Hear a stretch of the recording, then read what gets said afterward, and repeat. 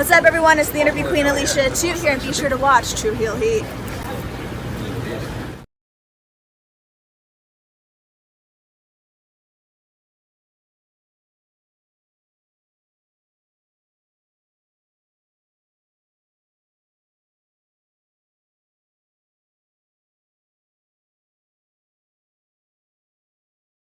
All right, hello, True Heel Heat. I'm the AEW World Champion MJF. Just in case you're deaf, dumb, blind, stupid, or since you listen to this podcast poor, you're listening to True Heel Heat, and I apologize for that.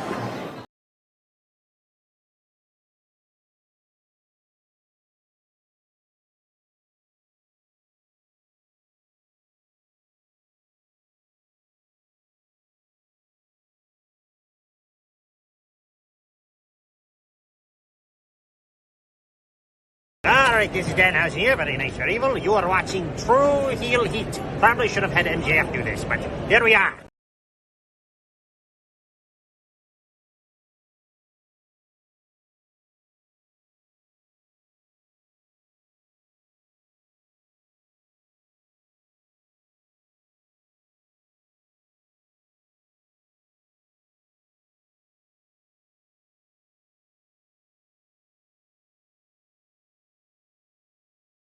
I'm serious. I'm not going to sit back and take this fucking shit.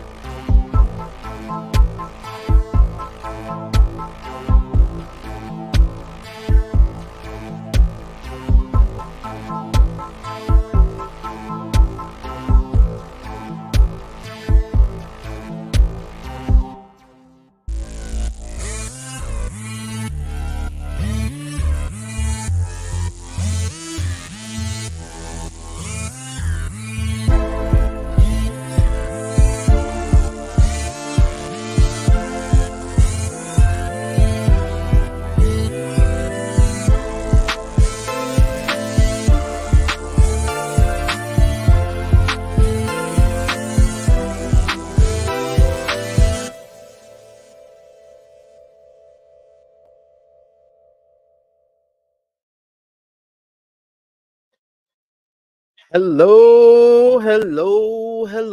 It is me, your True Hill Phenom, SP3. We are live on the True Hill Heat YouTube and Facebook and Twitter for AEWramble episode 121, Re-Christening.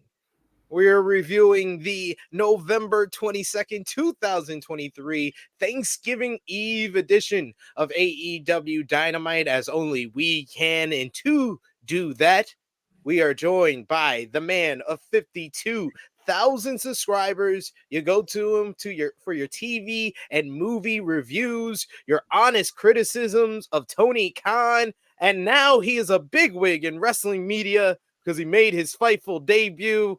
It is Jimmy Macram, who is up before 11:30 a.m. on a Friday. Big wig in wrestling media. That's like being... Big. You're a big wig. You're a suit now. That's the tallest... Oh. No, I'm not selling anything. That hurt my soul deep down. Hello, ladies and gentlemen. I hope you enjoyed Thanksgiving. I hope your day went well. Hope your meals went well. Hope you didn't overdo it. Hope your drunk uncle didn't say anything too crazy. How was mom's cooking this year? Mom stopped cooking a long time ago. Once she could pass it off to my sister, she did immediately. And my sister loves cooking. So when we're in greats about it, like, where the fuck's the food at? It was good. How did you all enjoy it? I assume you had somebody over there, probably with a vagina, that did some cooking.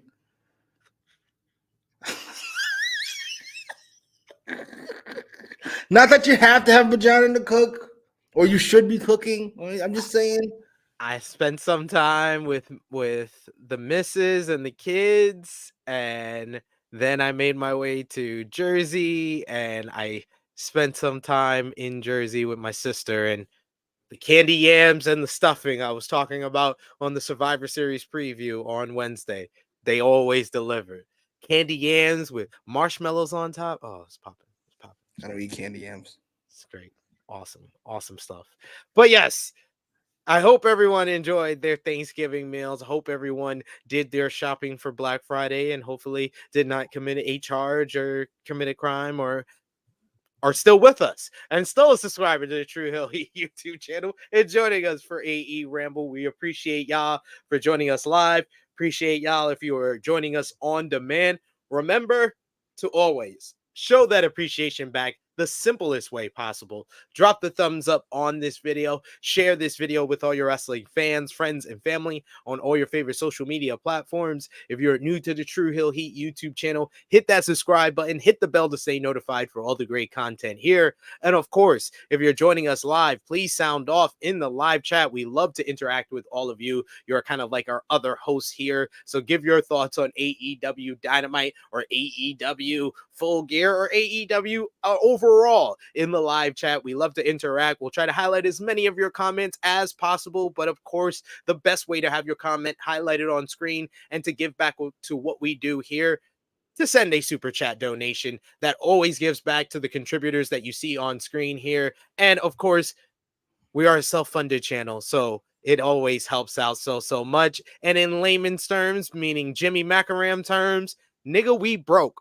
So please give back. We appreciate it.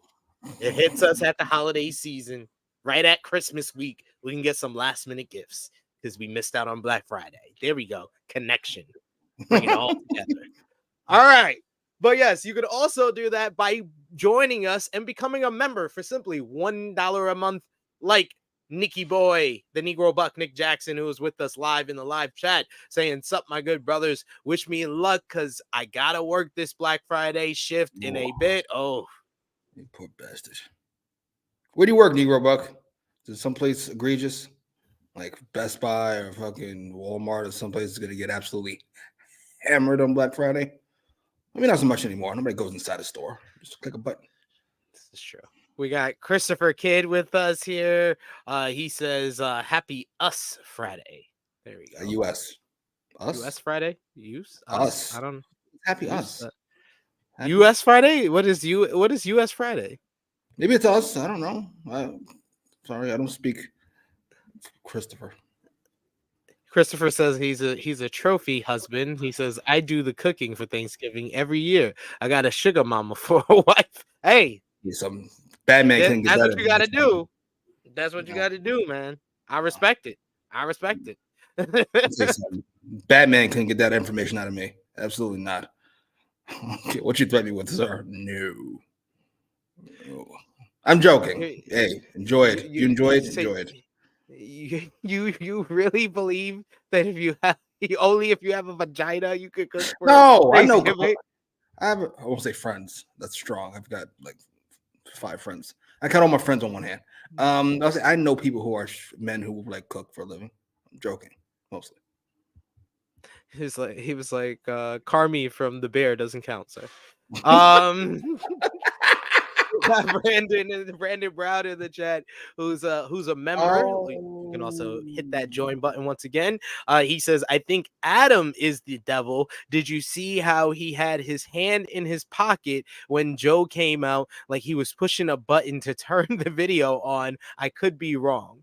I mean, I've heard people say that they heard Jack Perry's laugh from the automated scream voice that they had for the devil this week. There was people that said that. So, and you got Big Man Dogs who instantly says our thoughts that we shared on In the Weeds, as long as it's not Jungle Boy. Absolutely not. Oh my God, what an egregious! Imagine failing up in this way. How does Jungle Boy continue to fail upward? It's impressive, really. Holy shit. Yeah, hand in his pocket though. Like, really? Man can't have a fucking hand in his pocket. Hey. Did he put his hand in his pocket? This is stupid. Just unveil it. Niggy Boy saying, "Yeah, Jimmy, I work at Target." Ooh. Good luck, sir. It's gonna be a rough day. We got. Oh, Brandon says us. We are black. That's what I think he means. Got you. There you go. Yeah, he's right. He's right. Us Friday. There you go. See? Stop it. Stinks. Not U.S. U.S. has a dot in between. No offense, acronym. That's fucking stinks. Lose that. Back to the drawing board. Hey, I write some shit that stinks too. I gotta edit it. I gotta get rid of it. I gotta rework it. Edit that. That stinks. Come on.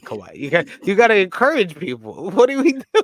Encouragement. You have the right idea. You're along the right track. Back to the drawing board, sir. And that's not worthy of a disclaimer. You were close. We got Nicky Boy who says, "LOL." Shout out to the Bear. That show is awesome. Yes, best show on television right now. It's like Entourage. It's subject matter, fucking obviously. But the character prototypes. Yes, this is just much better. This is just much better acting. Yeah, the camaraderie. Like it's a fun 30 minutes. It is. Who's your favorite character? So the Carmi or Sydney? Mine is Richie. He's so awful. I love Richie. I love the heels, and I love a good redemption arc. And they did both of that. They gave him the antagonist in season 1, and then they gave him the nice redemption arc in season 2.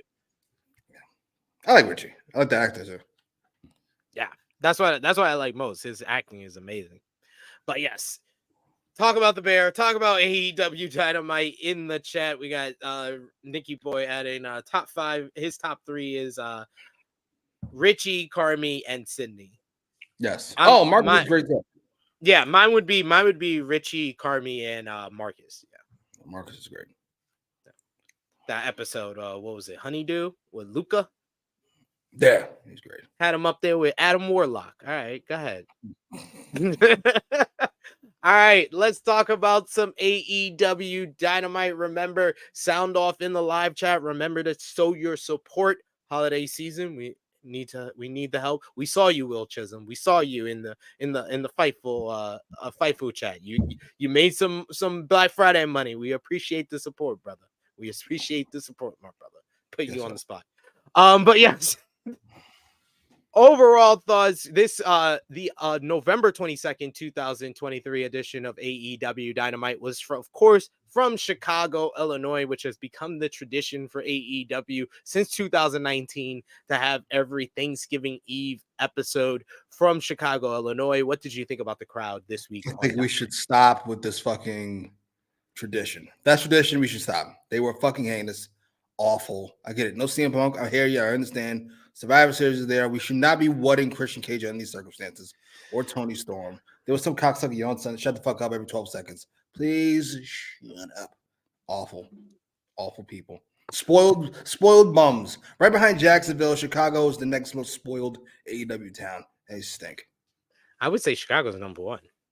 Wow. Yeah. Excuse me. Okay. I've been there. I mean, like Jacksonville, I can't tell you from experience, but I would say like Chicago, yeah, they are kind of a spoiled AEW. Oh, too cool for school. Yeah, we get it, man. Shut up. But we'll start things off, which would become one of the themes of this week's show, and what will become the theme of the final month of 2023 for AEW, which is the Continental Classic, the first ever round robin tournament for All Elite Wrestling. 12 competitors, two blocks with 6 competitors each. It is going to be 20-minute time limit, 3 points for a win, 1 point for a draw. Everyone is banned from ringside per the rules of the Continental Classic, and the winner will become the owner of the Ring of Honor World Championship, the NJPW Strong Openweight Championship, and the winner of the AEW Continental Classic Championship, and become the first ever AEW Triple Crown champion coming up at World's End on December 30th. What's your overall thoughts on just the rules before we get into the competitors for the tournament? I like the general rules. I like everybody banned at ringside, obviously. I like the 3-and-1 point system. And I like the idea that the ROH and NJPW strong belts are on the line.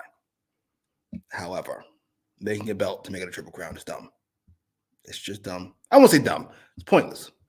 It's pointless. You just want to be able to. You could have put another AEW champion in this. Like, there's plenty of them. Cassidy, or Perfect. You can't put Christian. Christian has kind of created his own lane with the TNT championship. He's your other world champion. Yeah. Could have been Hook.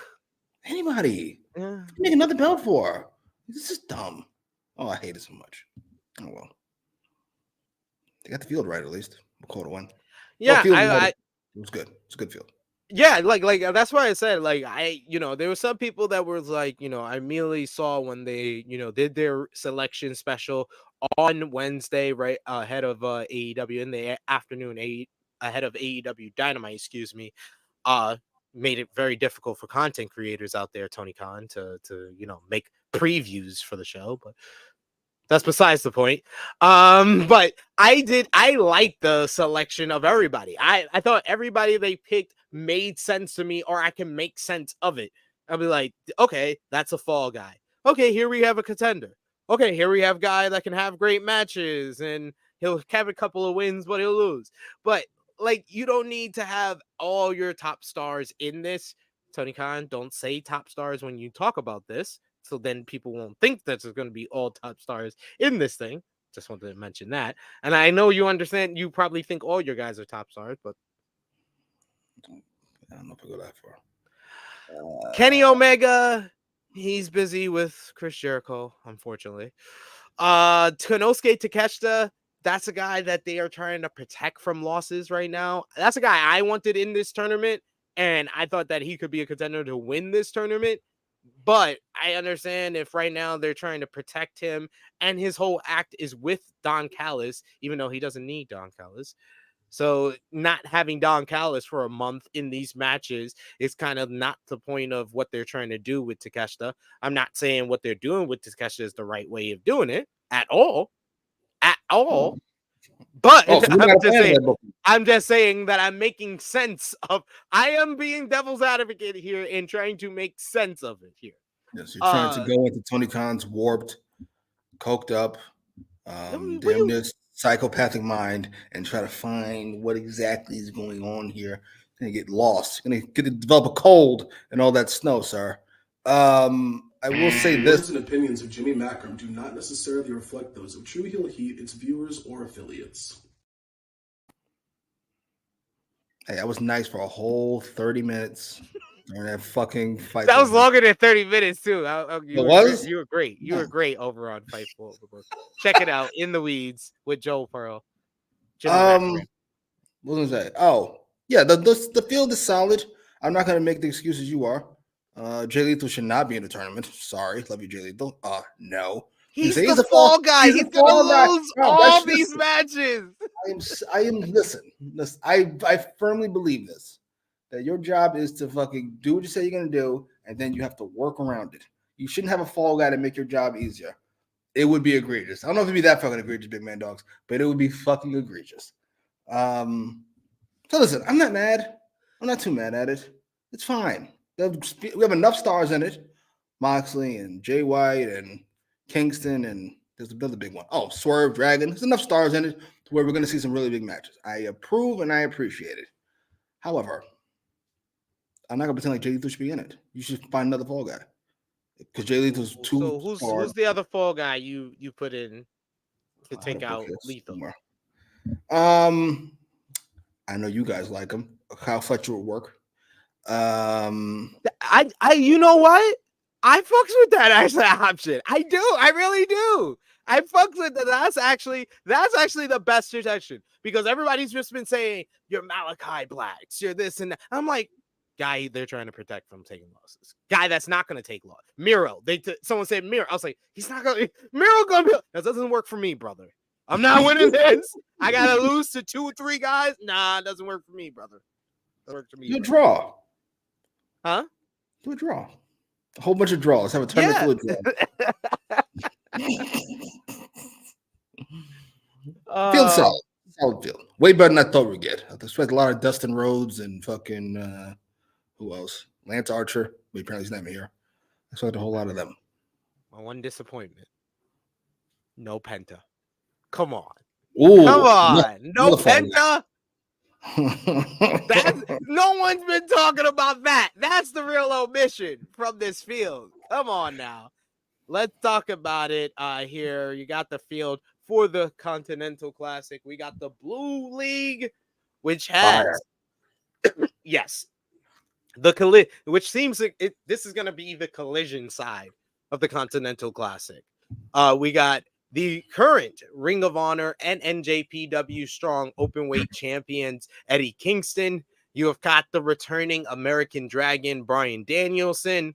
Claudio Castagnoli also joining from the Blackpool Combat Club. So we get BCC versus BCC. We get Claudio versus Eddie again.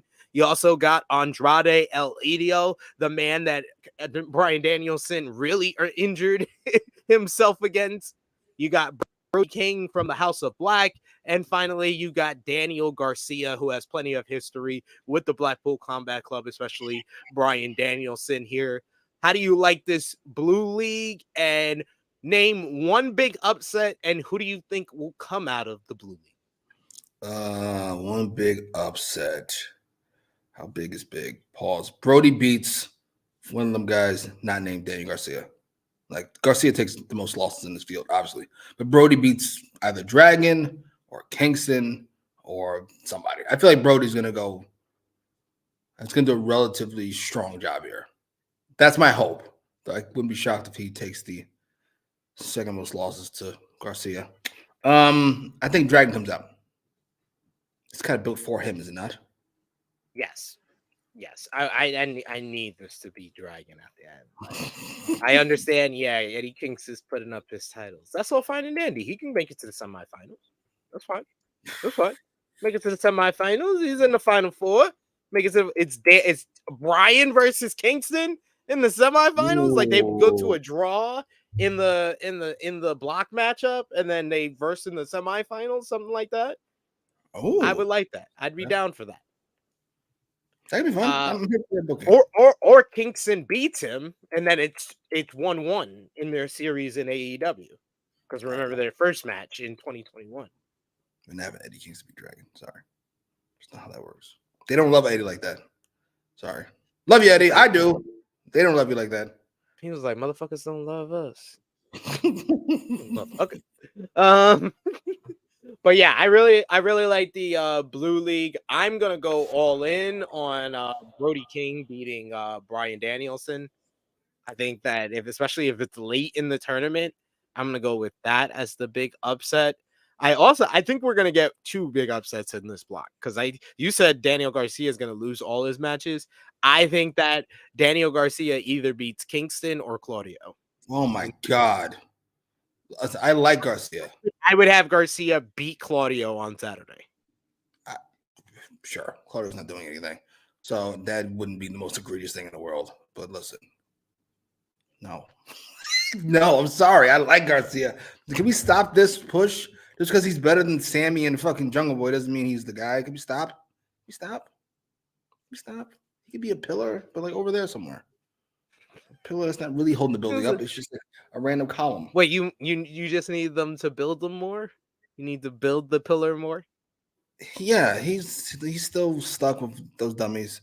You know, there's friction in the group. Like, hey, don't talk about Daddy Magic like that. AEW we were also talking about Fight for Overbook, why Daddy Magic has a New York accent from Canada. The fuck is all of this? It's the most horrific accent ever. It's funny on Rampage. Give me one days. Fucking Luigi ass accent. What is this? Well, listen, hey, Garcia. I've never seen it. I'm sorry. I don't see Star. You guys see Star. I don't see Star. Well, I mean, I love Garcia. I think he is a star. I think he has the potential to be a star. What's his ceiling? See, fucking Benoit. I mean, hopefully we lose less women and children. But yeah. Let's not compare it. Like we in my mind, we have erased Benoit's the archetype. The archetype we've replaced him with is Bryan Danielson, or you could be You could be like a lower level Brian Danielson. Yeah, He's the now that we put in that place. okay, sure. I think that he could be like that workhorse underdog babyface champion. When's he gonna put on his fucking man weight? Like, no offense. Like, You being a sizist? The words and opinions of Jimmy Macram do not necessarily reflect those of True Heel Heat, its viewers, or affiliates. the back half of your Seahawk interview, would we call that? Sure. He was talking about why the Usos are bigger and stronger than the Young Bucks. I mean, obviously. So is my fucking 8-year-old cousin. But Daniel Garcia doesn't like Ben. We're not doing Benoit. Dragon is a big guy. Like for a regular person, he's a big guy. He's wide, so to speak. Like, yeah, Garcia looks like a kid, especially his little fucking teenager in the movies looking at his chest in the mirror. Straight, like, come on. Like, sorry. I need you violence. I'm sorry. Is it just me? All right, fine. I think like he doesn't look like a young boy. No, I don't think. I think that he's matured from how he originally looked when he first came into AEW. I could tell he's putting on weight. It's a gradual process for some. Great. Well, let me know when he's done. Then we can start having him beat Claudio.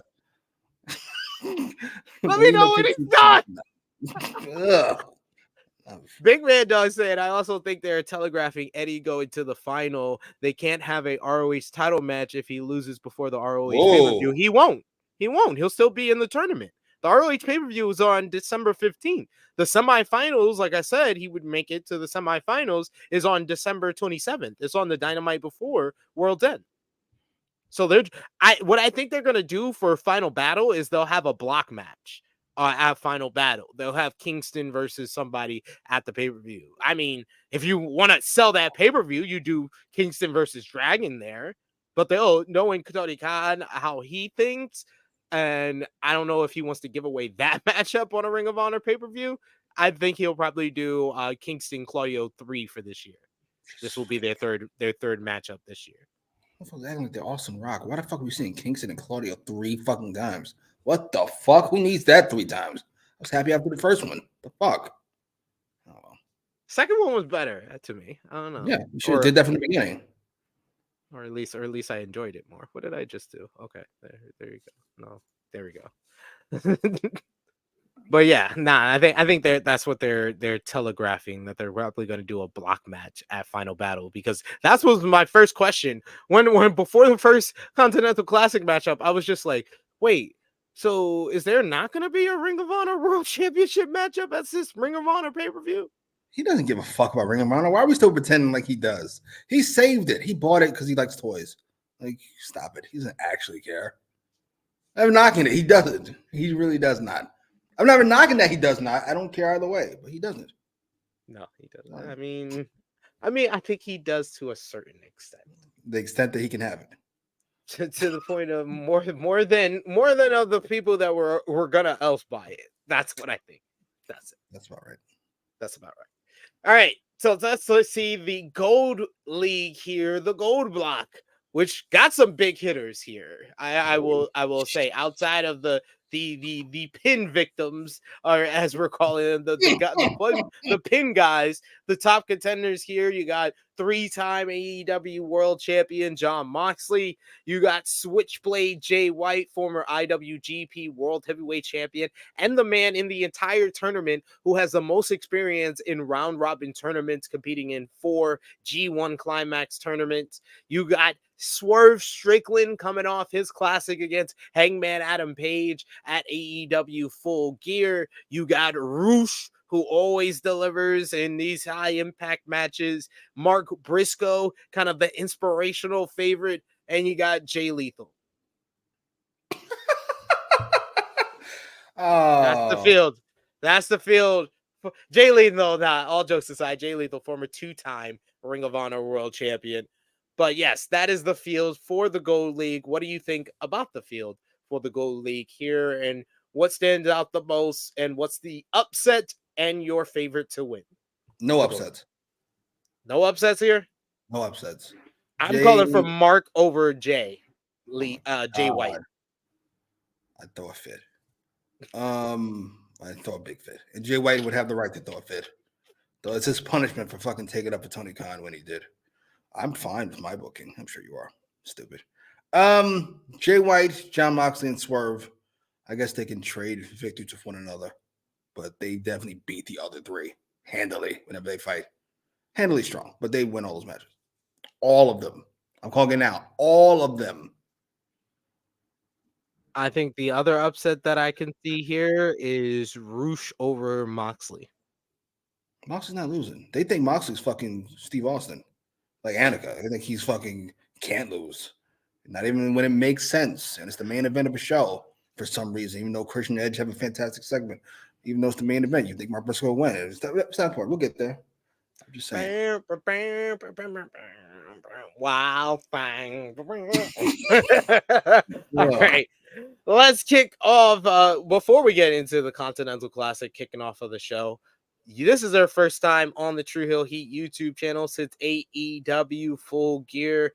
Any thoughts on the major points of the show, which, of course, the major talking points is Swerve Strickland versus Hangman Adam Page, the Texas Death Match, one of the bloodiest matches in AEW history. In my words, one of the most violent matches in wrestling history. You also had Will Ospreay being the blockbuster signing teased by Tony Khan. And finally, of course, everything concerning the main event with MJF and Jay White. Main event angle is one of the dumbest things in the history of wrestling. It's jarringly stupid. I love the match. Loved it how much? Well, give 4 me a stars. smooth. You didn't love it. You get 4 stars like fucking candy. You know what you love it. That's a great match. 4 stars. I assume you gave Swerve 5 stars.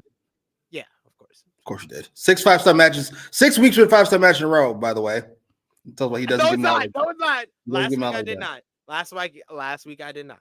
I did not. 5 out of 6 is still egregious.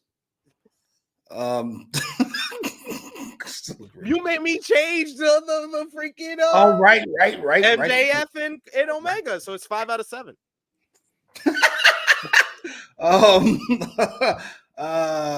That main event angle, all of it is shockingly stupid. How is Cole cleared to have this match? How is MJF cleared? Not cleared, but Cole is. Somebody wants to explain it to me, even a little bit. Nobody knows. Unless only way this works is in hindsight, Cole was completely cleared because he's not hurt.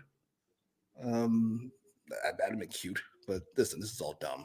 Him showing back up in the ambulance. This feels like very much like late WWF Russo stuff. Not mad at it, but it's just not well done here. It shows it's not, and it's not very AEW. Whatever. What else happened on the show? Julia Hart, you guys called it. Sky Blue was there to take the pen. But, oh my God, look at dummy pivoting. Might have been the best AEW women's pay-per-view match of the year. I really enjoyed the matchup. When was Hayter and Tony Storm? Last year. Last Full Gear. Sure, yeah. I'll call it. That's a great match. Sky Blue is improving rapidly. She's not as good as fucking Tony Khan thinks she is, but she's good. And Julia Hart is fantastic. And you know Statlander always delivers. So I would put the belt on her. She is like 12 years old. But one of the best title reigns that they've done for the women, where it ended when it was about to get stale.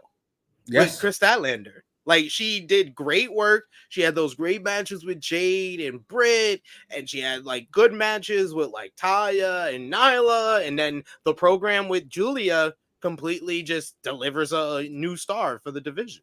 Right? And we can hopefully build something around Julia. I doubt it.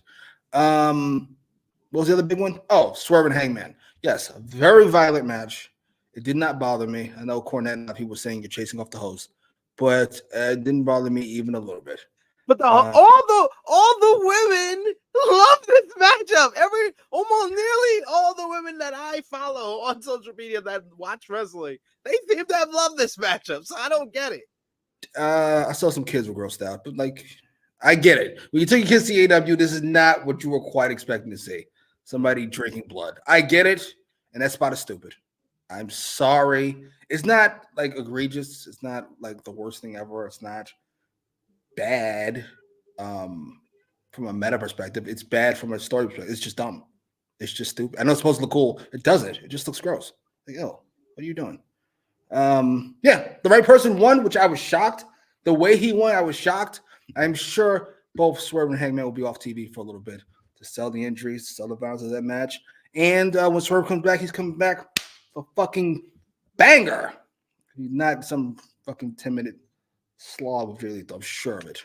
I'm positive. Since a slog. You're ridiculous. It was fine, but like, come on. That's like after that win, fuck. He beat Brett at Mania 13. We're gonna come back and this is He really did though. Like that's like if Austin beat Brett at Mania 13. It blows my mind. What the? Because I was like, when he had that Crimson Mask, that's one of the greatest of all time. Oh. That's awesome. Him, the Mount Rushmore of Crimson Mask wrestling faces. I think it's Austin, it's Eddie at Judgment Day 2005 when he busted an artery. Oh, And I'm trying to think of either Flair or Terry Funk. It's like it's definitely one of them. It's one of them. It's one of them is the third face, but now it's Swerve as the fourth face. The fourth Mount Rushmore of bloody face. Oh nah. Actually, I'm sorry, Rick. I'm sorry, Terry. It's Britt Baker. Britt Baker's number 3. Britt Baker's number 3, and now Swerve is number 4. Holy shit! I forgot about Britt. God damn. Yeah, Britt. That one picture made her a star. Like all of a sudden her color was red now. Like that's all she wears. That was great. Oh, Britt Baker was fucking awesome. Yeah. Never gets Tony Khan for this shit. I've only bought 2 pieces of the fucking wrestling merchandise by active wrestlers. I mean, I got Austin shirts, NWO shirts, by active wrestlers in the last 20 years. One is LA Knight. The other is Britt Baker. And they ruined Britt Baker. I'm a little concerned about LA Knight, not gonna lie to you. That's not the point. The point is, they fucking. I need Britt to come back. I need Britt to come back around, please. I love when you're honest about WWE too. It just tickles my soul. I will say with the Gold League, I think that Swerve Jay White need to draw in the league match. When they first in the league, that should be a draw. It's because I feel like that might be the semifinals of the Gold League. Is those really? Two. And then you have them. I feel like Moxley is there right now. That one matchup like teased him having the big upset loss. That's this matchup on this show. I feel like you tease it early because it's gonna happen. That's what I've grown accustomed to with G1s, and that's what I'm basing a lot of the booking of this tournament on. Okay, if you say so. I can't see Moxley losing at all, aside to either Swerve or Jay White, one or the other. And Blue League, Gold League, what's the one matchup you are looking forward to the most? Like one for Blue League, one for Gold League? Yeah. Swerve and Jay. Because, yeah. And I gotta be honest, just from a match perspective, Dragon and Brody. Because I love Brody King. And fucking Dragon is obviously best ever. So that should be amazing. This might be the closest thing. If they give him time and tell a story, if they let Dragon tell a story, this might be the closest thing we get to Bryan versus Morishima, modern day. I mean, I can appreciate it these days. I was just mad fucking back then. You hated Morishima. Is this shit? I swear, the 2 people I remember y'all hated the most, you, Cash, and Stash, were Morishima and Tyler Black. I was the only one that knew Tyler Black. I was like, this guy's going to WWE, guys. I used to tell y'all that. I used to never say like great things for him in Ring of Honor. I was like, he's gonna be. I was like, I looked at him. I was like, that guy's made for WWE. I asked you several questions. I said, how tall is he? You said like 5'11" or 6 foot, however fucking tall he is. I said he's not tall enough for the E. He's just taller than the rest of these bums, and he can't talk. There's no way he's gonna make it, let alone be a star.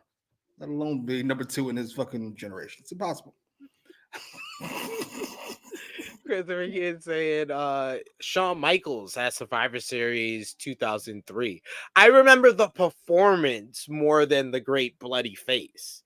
So that's one of like the all-time great Survivor Series performances. Instead of like that would be like one of our honorable mentions, just outside of we can't make you one of the faces of this Mount Rushmore.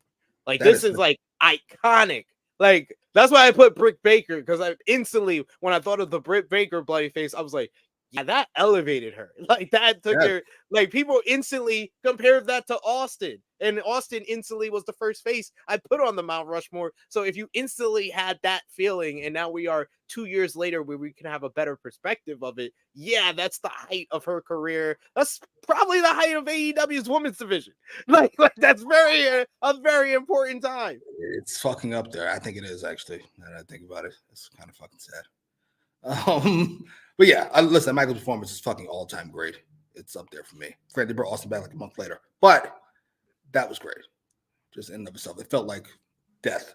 We just watched Austin's career die, and Michaels did his damnedest to fucking. Oh, so good. That was so good.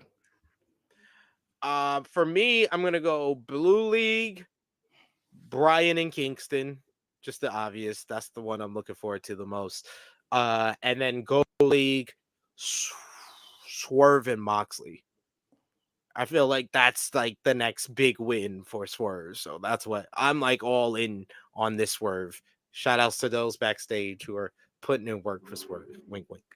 And speaking of Swerve, we kick off the show. We kick off the Continental Classic with Swerve Strickland going one-on-one with former Ring of Honor, two-time Ring of Honor world champion Jay Lethal here. The most violent match in AEW history. It's one of the most violent matches in wrestling history. He has a Band-Aid. He's fine. He has a patched up arm. From them actually listening to us from our criticism of the Texas Death Match from Revolution, when we said it was stupid that Hangman wrapped himself in barbed wire and did a moonsault. He instead did a moonsault with a barbed wire steel chair and completely raked up the Swerve's arm during that matchup. There's like certain moments that are just going to live vividly in my mind where I know when I see him like this, I'm like, yeah, I know exactly the spot that arm got injured. It's that one. Look at him. Fine. But yes, that would become the focus of Jay Lethal throughout this matchup, going after the injured shoulder of Swerve Strickland with shoulder breakers, working over the arm. Swerve would come back, catching him on top. He hits a downward spiral for 2. I love how he hits a downward spiral into like the little paraway off one hand into the brain buster. That's always cool. Got a near fall on that one. Lethal comes back. He hits the Hail to the King, the elbow from the top rope for a near fall. Basement dropkick is reversed into a stretch muffler to send Lethal bailing to the ropes, but that is fine. Swerve hits the house call. He follows up with the Swerve stomp off the top rope to get the win. Swerve Strickland, he went after the knee as well, had a nice little reversal of the lethal injection just before this that really turned this match around, but he gets the win with the Swerve stomp. 13 minutes, 51 seconds. Swerve Strickland gets 3 points in the Gold League of the Continental Classic with 4 matches remaining, and Jay Lethal goes with 0 points with 4 matches remaining. What did you think about the opening matchup of the Continental Classic here? The match was fine. I didn't go good. Like, I enjoyed the work in the body parts. It was a little slow for the opening match of Dynamite, and Swerve should not be wrestling tonight. Fucking anyway. This should have been like a I'm trying to think of a babyface on that side. There aren't many. This should have been the Roosh Jay Lethal Jay White match. That Roosh Jay White match. We're gonna talk about that. I'm sorry. That's how you start off a tournament. Roosh just knows how to beat 2 beats of leather off someone. That's how you immediately should have started off this tournament. I think if you swap that, that's a better start. Agreed. Swerve's Jay Lethal match was like, it's an old school working body part match. Not mad at it. I enjoy it. As you know, my favorite match from recent Collision history is fucking Andrade and Buddy Matthews. That's exactly what they did. It's way better than Moxley. And who was it? Ishii. 4.25. Different matches, man. This is certainly good. Yes, very good and good. What was I going to say?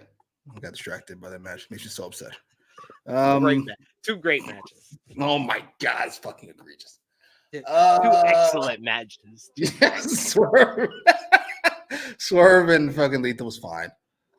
Big Mendoza Swerve should have banded up like Yeti from WCW. Yes, it should have been Swerve against some babyface, and Swerve is just struggling to fucking survive because he shouldn't be fucking wrestling tonight. It made no sense. It just ruined, but it dampened, we'll say, all the momentum. He's just a guy now trying to win a tournament. He's a star trying to win a tournament. Okay, yeah, boo. They had a Crimson Mask, the most violent match in AEW history. And he just shows up. He just shows up for work the next day. Really? There should have been a Swerve promo. There should have been a Swerve something. Ugh. That's why I think it should have been the second matchup, so you could have done at least a backstage promo where he's like going against doctor's orders or something like that to be in the tournament. Yes, keeping this thing going. Yada yada yada. But no. Tony Khan stinks. We just admit this. Is it just me? I'm happy that Hangman wasn't on the show. At least they went that step at the very least. Motherfucker that choked out. That's fucking great. No, fair enough. I'm not mad at that. I mean, I love black social media taking that, even non-wrestling. They like, yo, wrestling, a black man hanging a white man. Yeah, Django all over again.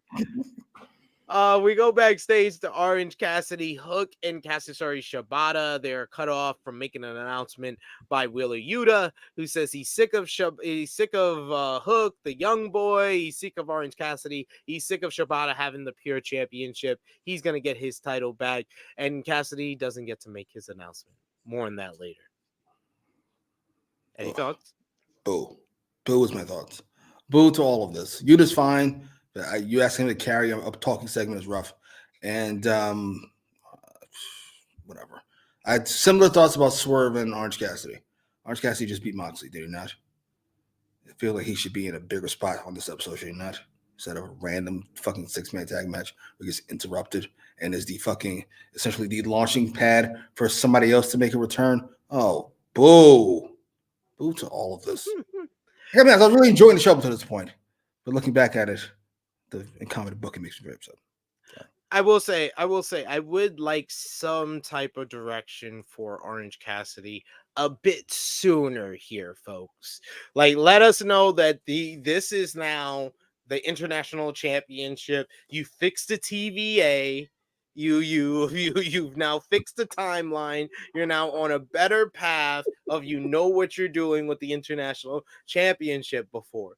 You can't just say, hey, we're going to do what we did with Orange Cassidy the first time. We're going to do it again this time. No, you can't do that. We have to see something different here. So either we get what we went to the first time of big monster heel comes in and wipes them out, or someone that's a up and coming rising heel is going to be the one that takes them out. And you have to figure that out sooner rather than later. We should not be coming out of like Revolution with Orange Cassidy still the international champion. Oh, Jesus. I would hope not. No. We shouldn't be coming out of insert fucking January big show. Winter's coming with Orange Cassidy's international champion. It should be whoever the fuck you got. Brody King. Got World's End at the end of the month, Yeah, you do a big match there. You can do a fucking Moxley fucking rematch, I guess. And then fucking do Brody King. Malachi Black. Brody King. Oh, Malachi back. Since you didn't put him in the tournament, yeah. He should just wash him. The Cody match, do it again. Just fucking bop. Done. Instantly prop him up. You gotta escape this discussion of, is Julia Hart once again the best member of a group with a whole bunch of other guys? If she's the star, she's fucking Judgment Day 2.0. We fucked up. Somebody fucked up somewhere. We fumbled the bag big time, folks.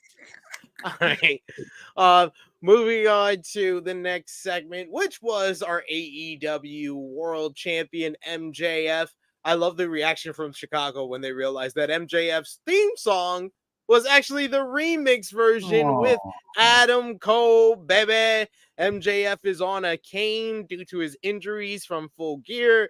Adam Cole is on crutches for this chat. Do you agree with me that if you eliminate the ambulance and the coming back, the Stone Cold Max Freeman, the stretcher job, and you just did Guns injure MJF ahead of the main event, that a lot of this would escape the problems? Yes. I mean, it's a great match that you've added a whole bunch of intrigue to that you're not going to pay off. You're going to go back to right back where the fuck you were. Don't do that. Just give me the fucking match I expected. We expected MJF to go over. We expected MJF to have a good match with Jay White. All that stuff happened. Just that we had an Adam Cole thing, which leads to the devil thing. You're like, ooh, maybe we're about to fuck it. No. We're going to give you the match we said we were going to give you. I also think, like, you don't promote Adam Cole versus Jay White. Why would you do that? Like, why? There's just so many logic holes in that. Like, yes. And like, all you need to do is like have Adam Cole. You could do the same segment, but say, I'm gonna convince Max for him to come out here, because you've been convincing Max to go against injuries and do risky stuff. You did it throughout that matchup anyway. So you should have just came out and said, I'm going to convince him, because you don't send Max to the fucking hospital. You send him to the trainer's room. That's all you need to do. And then that could be a narrative thread throughout the night, where the next segment we see is Adam Cole giving a pep talk to MJF and convincing him that he needs to be in the main event if he wants to keep the Triple B or get back to Triple B.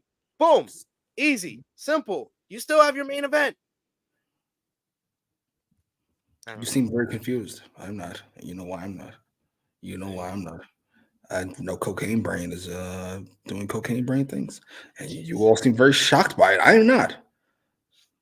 The words and opinions of Jimmy Macram do not necessarily reflect those of True Heel Heat, its viewers, or affiliates. You know that Vince McMahon was fucking. I don't give a fuck. There's nothing to do with me. Sorry, I didn't watch wrestling when Vince was going nuts.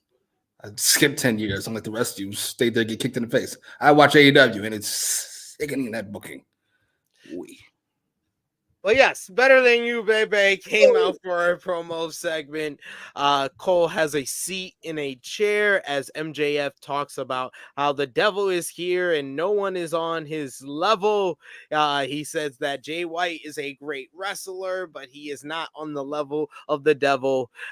He says he brags about his win over Jay White. He says sometimes he says he doesn't realize how much he's accomplished. He says he's the youngest AEW world champion of all time. He's got the most title defenses of any other AEW world champion. He's the longest ever AEW world champion. And he says, but sometimes he could be a bit too humble. None of what he has done is possible without his bochacho for life, Adam Cole. And he says he has to remind the people of some time, doesn't he? And Adam Cole says that it's story time with Adam Cole, baby. Cole says that he's a long way off from being able to get back into the ring, but he wants to be here with MJF.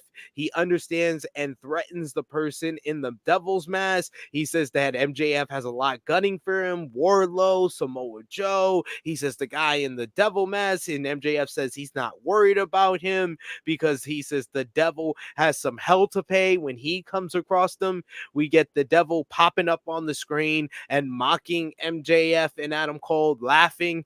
Adam Cole looks worried, and then we have Samoa Joe come out to interrupt festivities.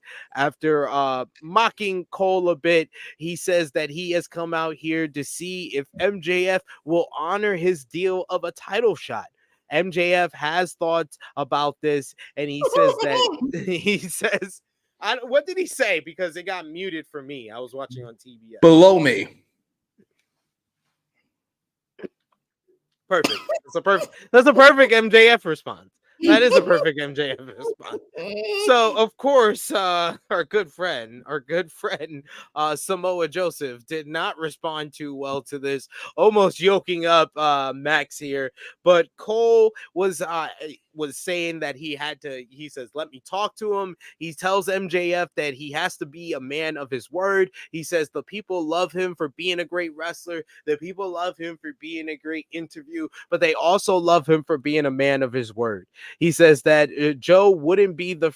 He says that he needs to take this title match, and MJF says that he will. He says that Joe wouldn't be the first Ring of Honor legend he has beaten in Chicago twice, which didn't get as big a reaction as I thought it would. So, Chicago stinks. I don't know, but maybe Chicago doesn't like CM Punk as much. Oh, as they stop it! I don't know. I don't Knock it know. off. I don't know. He says the challenge is thrown out for right now, right here, right now. And Joe says absolutely not.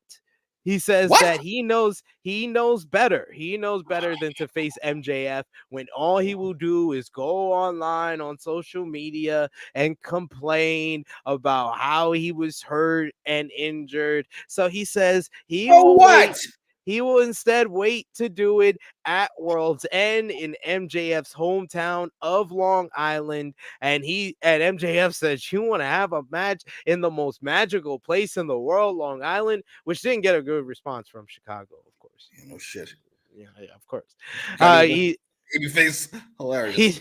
He says the match is on. He says that he still loves Chicago deep dish, and MJF tries to goat Joe into a fight right there and now, but Joe cuts him off and completely murks this man, Jimmy. He says, "MJF, you don't have to worry about the devil anymore. You don't have to worry about anybody because you're my property now." He says that he wants the best MJF.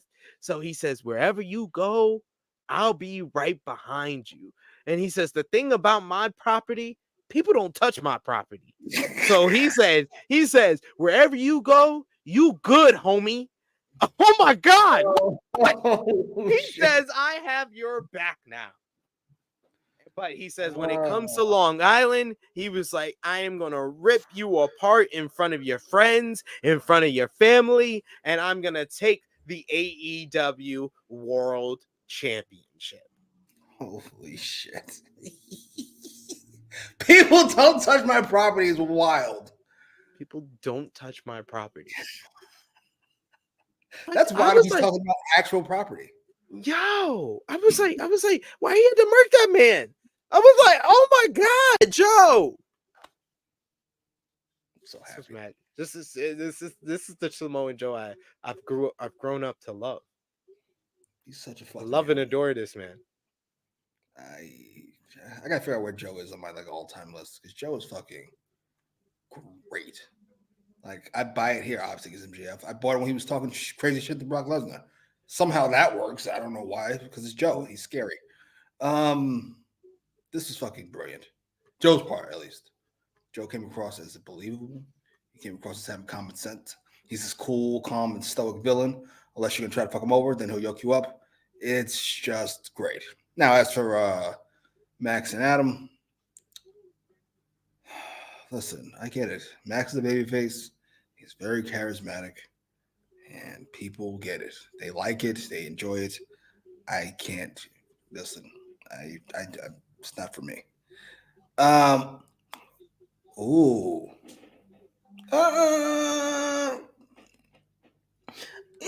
because you still wonder if Adam's gonna try to fuck over MJF. Like maybe he wins the match. He says I'm the champ or whatever. When you're gonna go back to the match, which they did mention that on commentary too. It's like don't do that. They just overthought it. I'm gonna give Dummy a pass. He just overthought it. Yeah, he's worried about too many ideas. Maybe it was like Jimmy Jacobs had an idea, and Tony Khan had an idea, and MJF had an idea, and then they used all the ideas. That does frequently happen when you have a weak leader. That's true. And this is what pretty much happened during the build. Like the build could have been stronger. Like we were talking about it on the preview and on the review that the build could have been stronger, but they just added too much. I like the whole thing of everybody was coming at him, but then we also didn't need the element of, the devil mystery. And then the Acclaim come in, and then you had the quarter thing that got dropped. Then you had the Dynamite Diamond Ring. Then it was just like, okay, why can we just do MJF and Jay White though? Like, I mean, anytime it was just them, it was great. Yeah, I listen. I don't hate the idea of building multiple challengers up, but you have to understand it comes from sacrifice. The sacrifice is we're all looking past Jay White because we know there's more past Jay White. Adam and MJF are fine. I don't protect. I gotta be honest. I'll be blasphemous. We'll be blasphemous on the show. I'm ready for it. You ready? Here we goes. They had one great, maybe two great video packages that they did, and we've decided to drag this shit out for forever based on those two fucking video packages that Adam and MJF had. I'm sorry. They have good chemistry. The ratings, look at the ratings. It has nothing to do with me. They're not this good to be watching over and fucking over again, 2 months at a time.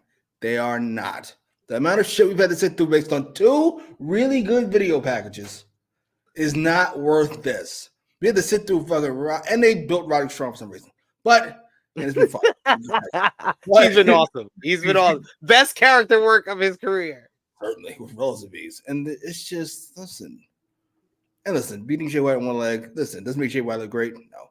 But he's a heel. Like, he'll be fine. Jay White's one of the few people are worried about getting their heat back. He's so good. Yeah, I was about to list online the amount of times people have written off or said that Jay White was buried.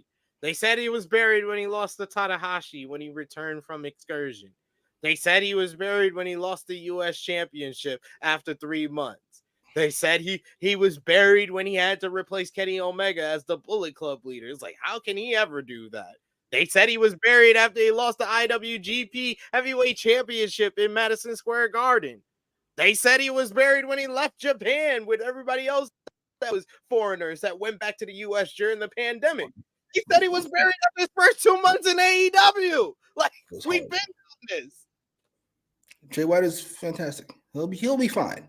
He's a guy who just give him a microphone or a match, quite frankly. He'll be fine. He reminds you that he's that guy. The all-time great. And I will say they did do a good job to protect him enough to me with the Dynamite Diamond Ring and Cole getting involved, the referee being out. Like, yeah, that was enough. Jay White's gonna be fine. I'm trying to think of a comp. Jared was probably the only comp I could think of. He'll be fine. Yeah, and he's a heel. His hubris came back to haunt him versus a one-legged babyface. Yeah. Yeah. Right. Yes. But I am still I'm okay with the MJF stuff, but I am seeing more of what y'all point with the whole MJF slander. Ooh, he's a heel. How about we start there? He's a heel. That's why I like the. You're saying this character can't be the essence of the MJF character, but directed at heels. Maybe he could, but that's not what we're doing. I know that's not what we're doing. Well, that's certainly not what we're doing. We were doing that. We were even doing that during the beginning of this show feud. Yes. That was pretty much what he was doing, like in the summer and early fall. It's just somewhere in this whole Jay White feud, he has, like I said it over on Fightful Overbook, I'll say it here. He has gone from Jewish Rock to John Cena, to Stone Cold Max Freeman, to John Cena again. Now I'm the Jewish Rock again. Now I'm Stone Cold. It's weird. Yeah, like him saying blow me to Joe. That's MJF. That's the character. It works for me. Him getting hemmed up by Wardlow and looking scared, that works for me. That's who the character is. It's just then he has moments where he's fucking everybody up. He's throwing motherfuckers around. He's coming back in an ambulance. Like, what are we doing? MJF trying to sneak and get his belt back. That's MJF. The rest of this is just are you doing? What are you doing? I get it. Got to make him look strong as a babyface, but we don't though, because he's MJF. Let him do his thing. Let him look strong by punching everybody out with the Dynamite Diamond Ring. That was fine. Ooh. That was when they did stuff like that. That was fine. But like, yeah. I don't know. It was weird. It's weird. This whole build and the whole program, this has been the weirdest. Like I heard people that were polarizing about the Bryan stuff, and I think we can all agree that the Four Pillars was at best up and down. But I would say that this one is the most like subjective and polarizing view of any program of his title reign so far. Agreed. But the only reason the people fucking are up and down about the Four Pillars feud is because you all are obsessed with these Four Pillars. I don't get it. Listen, when you are the 10th and the 15th best wrestlers on the AEW roster, yes, and you're really young, sure, you can be pillars. Then we bring in Dragon and Cole and Punk and blah, blah, blah. Now you're not 10 and 15 anymore. You are fucking 25 and 30. So why the fuck are you pillars? So you see who's 25 and who's 30? I'm going to let go of my Jungle Boy hatred because he got CM Punk fired. And I'm going to say he's 25 and Sammy is 30. I'm going to let it go. 25, 30. We're not building our company around these two. We're not. Can we stop pretending? We're not. Hey, you don't know what Jack Perry's going to be, man. He's looking buff out here in these streets, yo. He got his jail weight up. He been lifting them jail weights, yo. It's gonna be the devil, and I'm gonna throw up. Oh. Next up, we had Orange Cassidy and Hook versus Kazuchika Shibata. You had the ROH Pure Champion in Shibata. You had the AEW International Champion in Orange and the FTW Champion in Hook, facing not JAS, Jericho Appreciation Society.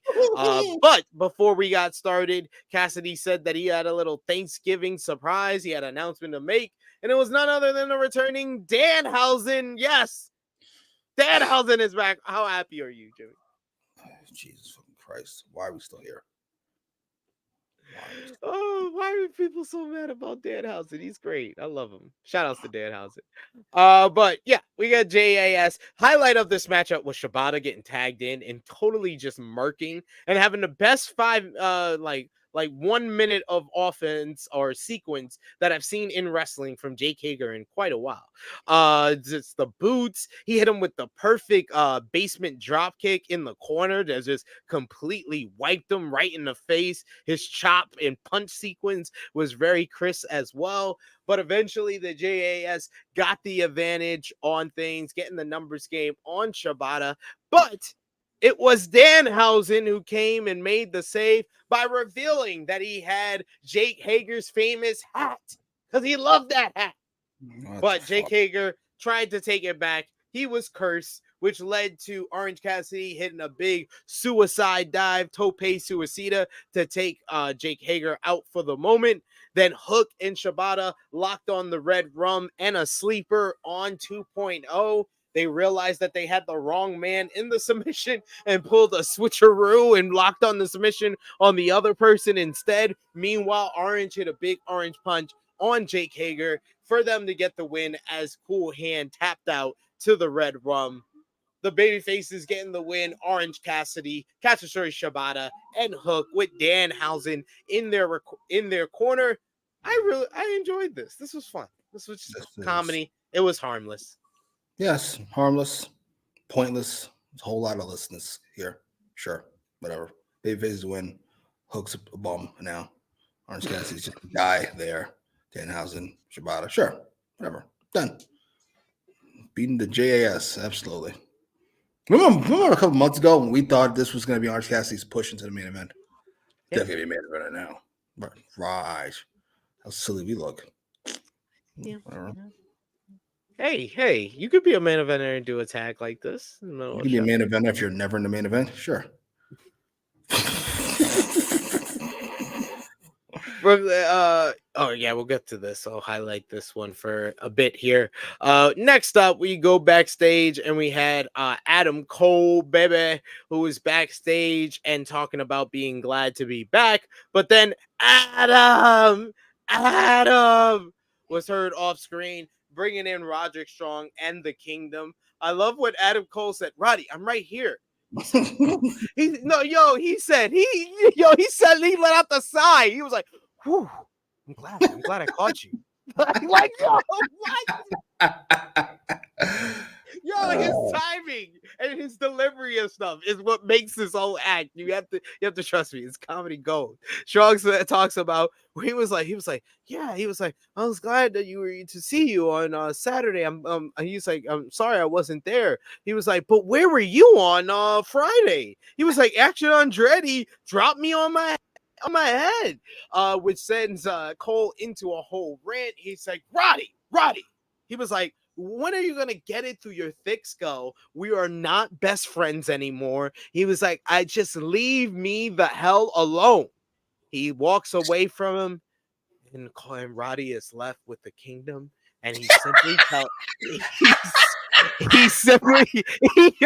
he simply tells them the delivery. The delivery is everything. Watch. He simply tells them, dude, he didn't mean that. Oh, look at his face. I nearly cried off of dude, he didn't mean that. And then the face.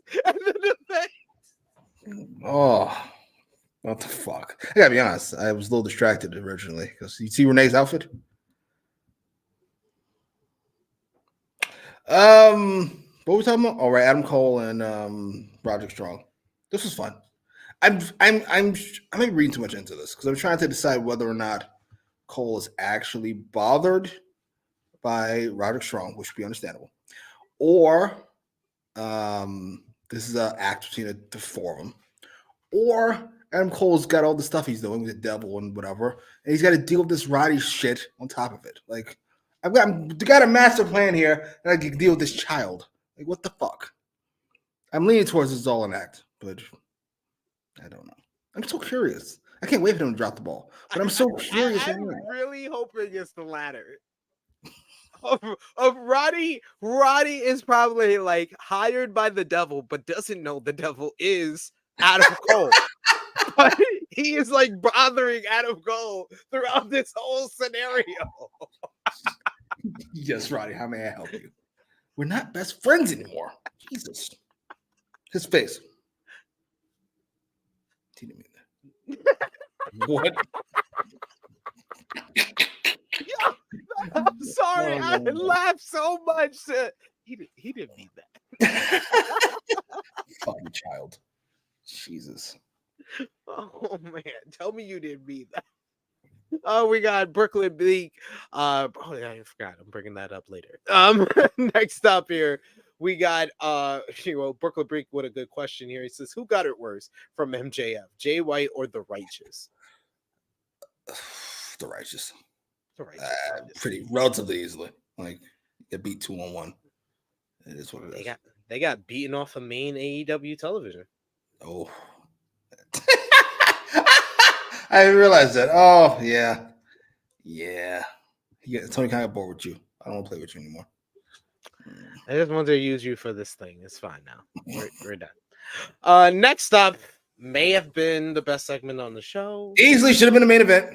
May have been the best segment of the year. That's how much I enjoyed this shit. We had the patriarchy. Christian Cage, Luchasaurus, and Nick Wayne coming out for a chat, which has been billed as Christian Cage Re-Christening. Luchasaurus and Nick Wayne. Cage says things did not go their way at Full Gear. He says, but I did not lose that match. Nick Wayne did not lose that match. No. Luchasaurus lost that match. He says they have both benefited from their relationship, but he says that it is time to re-Christian them. Luchasaurus takes he tells Luchasaurus to take a knee. He yells at him, barks at him, to take a knee when I tell you to. Luchasaurus, despite the fans booing this and telling him not to, takes a knee, and he says that Luchasaurus is a name that has been associated with losing. He says, I need to give you a name that is associated with strength. So I have given you the name of my finisher. Your name is Kill Switch. He turns to Nick Wayne, who instantly takes a knee even faster than Luchasaurus did. But Cage tells Nick Wayne to get up. Get up. He says you need to get up because you're special. You never kneel for another person. You should never kneel to another person. He says, Christian says, I see a lot of myself in you. So he says, your name is now the Prodigy, Nick Wayne. This, of course, brings out Mama Wayne, which they finally gave a first name to. Shayna Wayne is here. She comes out and tries to cut Christian off, but Christian berates her. He says, you are a terrible mother. He said, it's a good thing Wayne's father is already dead because he can never be as good of a wrestler as Cage. He says to her to go. He says, do you think that it wasn't embarrassing for your son to see you working as a waitress? He's like working minimum wage, collecting tips. He said that embarrassed him. He said, I'm here to give him a better life than you ever could, than his father ever could. He said he wants her to go back to working her shift at Denny's. But before he can continue, Luchasaurus gets in between them. Cage tells him to get back on his knees. That doesn't happen. So Christian Cage slaps him across the face. When he doesn't move still, he pushes him and shoves him into Nick Wayne's mom. He then tells Nick Wayne to get steel chairs. Nick Wayne is possessed. He hands the steel. He's a Glock to kill his mom. He hands the steel chairs to Christian Cage. I'm like, this is disgusting. What is going on? Why isn't anyone coming out? Cage, right? Cage then sets up for the concerto, but then he hands the chair to Luchasaurus. He hands the chair to Kill Switch. He says, be my finisher. Be my finisher. Finish her. Kill Switch. I'm having trouble here. Kill Switch has some hesitation until Adam Copeland comes down and makes the save. He goes after Nick Wayne, hits the save. He takes the chair out of Luchasaurus's hand. Christian Cage bails. Meanwhile, he gets Nick Wayne. He delivers a big impaler to him, and then he grabs the steel chairs. Christian Cage is watching on and saying, no, that's my son.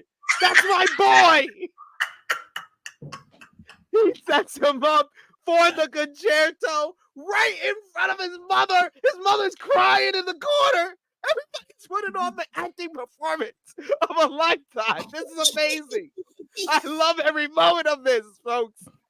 He sets up for the concerto, and he finally delivers it to fucking Nick Wayne and murders this young 18-year-old boy right in front of his mother and his father, the patriarch, Christian Cage. And Copeland stands tall. To his face. I just busted a nut. He is not a good man, folks. He is not the baby face here. 5-star segment. 5 stars. I love this segment. Easy. Should have been the main event. I stick by that. I strongly believe it. It's fucking violent. It has everything you want. Melodrama. Has fucking a villain. It has not really a hero, but we call him an anti-hero. It has mom The crying. real hero is Luchasaurus. He's stuck. He's stuck. You heard the fans with that Luchasaurus chant? We haven't heard it that loud since Jurassic Express was tag team champion. Right? First of all, some of you guys said it. I was thinking it. How do you not name him Nicolas Cage? How do you not name him Nick Cage? How's that not the Re-Christening? It's his son. It's fucking perfect. What the fuck? I'm not sure if there's some fucking deal about copyright and shit like this, but it could have been Nicky Cage. Something. How's it not Cage? This was great. This is all time great. Listen, I know a lot of people are gonna get upset. Like I put this right up there with like the Punk and MJF stuff. It's completely different. I do not what anybody says. It's one of the best segments AEW Dynamite has put on. Like as far as entertainment value, folks. I'm sorry. I showed my non-wrestling fan nephew, and he said he enjoyed. He said no, that. He was like, I hate this guy. He hates Christian. he was like, he remembers Christian from when he was a kid, but he was like, I don't remember him like that. Nope. He's evolved. He's fucking amazing now. His character work, he even has an arc going. First, he was just shitting on dads. Now he is the dad. And now, on top of that, he cares about his son. Did you see the intro with the countdown? Now has all the yes. Loyal, deserving, nurturing, caring, patriot. God damn it. I'm sorry, I'm gonna stop reading these comments. That just reminds me of all the shit he said during that. It was just going, everything was fantastic. Him fucking shitting on Luchasaurus, making him get on a knee, and then going, never get on your knees for another person. It's so wild. He was like, you're my favorite. You're my favorite, Nate. Oh, it's so good. It's fucking, yeah, no disrespect to anybody. No disrespect to anybody. Punk MJF, nobody. I just put it up there. But maybe we should start rating promos like Big Man Dog said. Maybe. This might be the first one. This might have been the first one. This might be the scale. This might be establishing the scale. You have to be as good as Christian's Re-Christening. This is now like, yo, I'm sorry, like recent memory. I'm gonna put this up there with Usi, the Bloodline Usi segment. Really? The Bloodline Usi segment, and Sami Zayn becomes honorary Us. God damn. Is it that good? I think it is. I can't remember last time I enjoyed something this fucking much. That was so good. That's the last time I remember enjoying the promo segment this much. It's like, whoa. I think, yeah, most of them would be like Roman segments because he's so good. I'm sorry.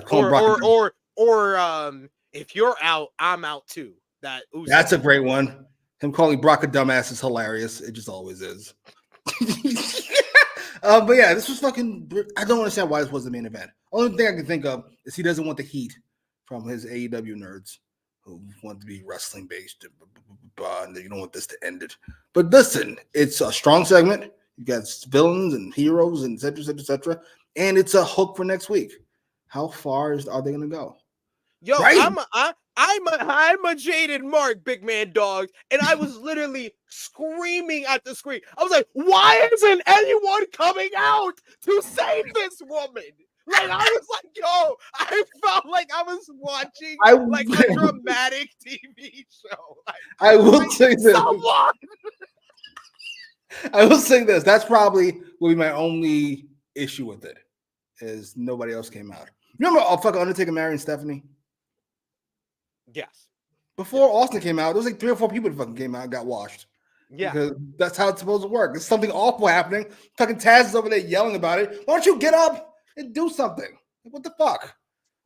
This is great. This should have been the main event. I don't care what anybody says. This was the best segment of the show. Should have been the main event. I don't give a fuck.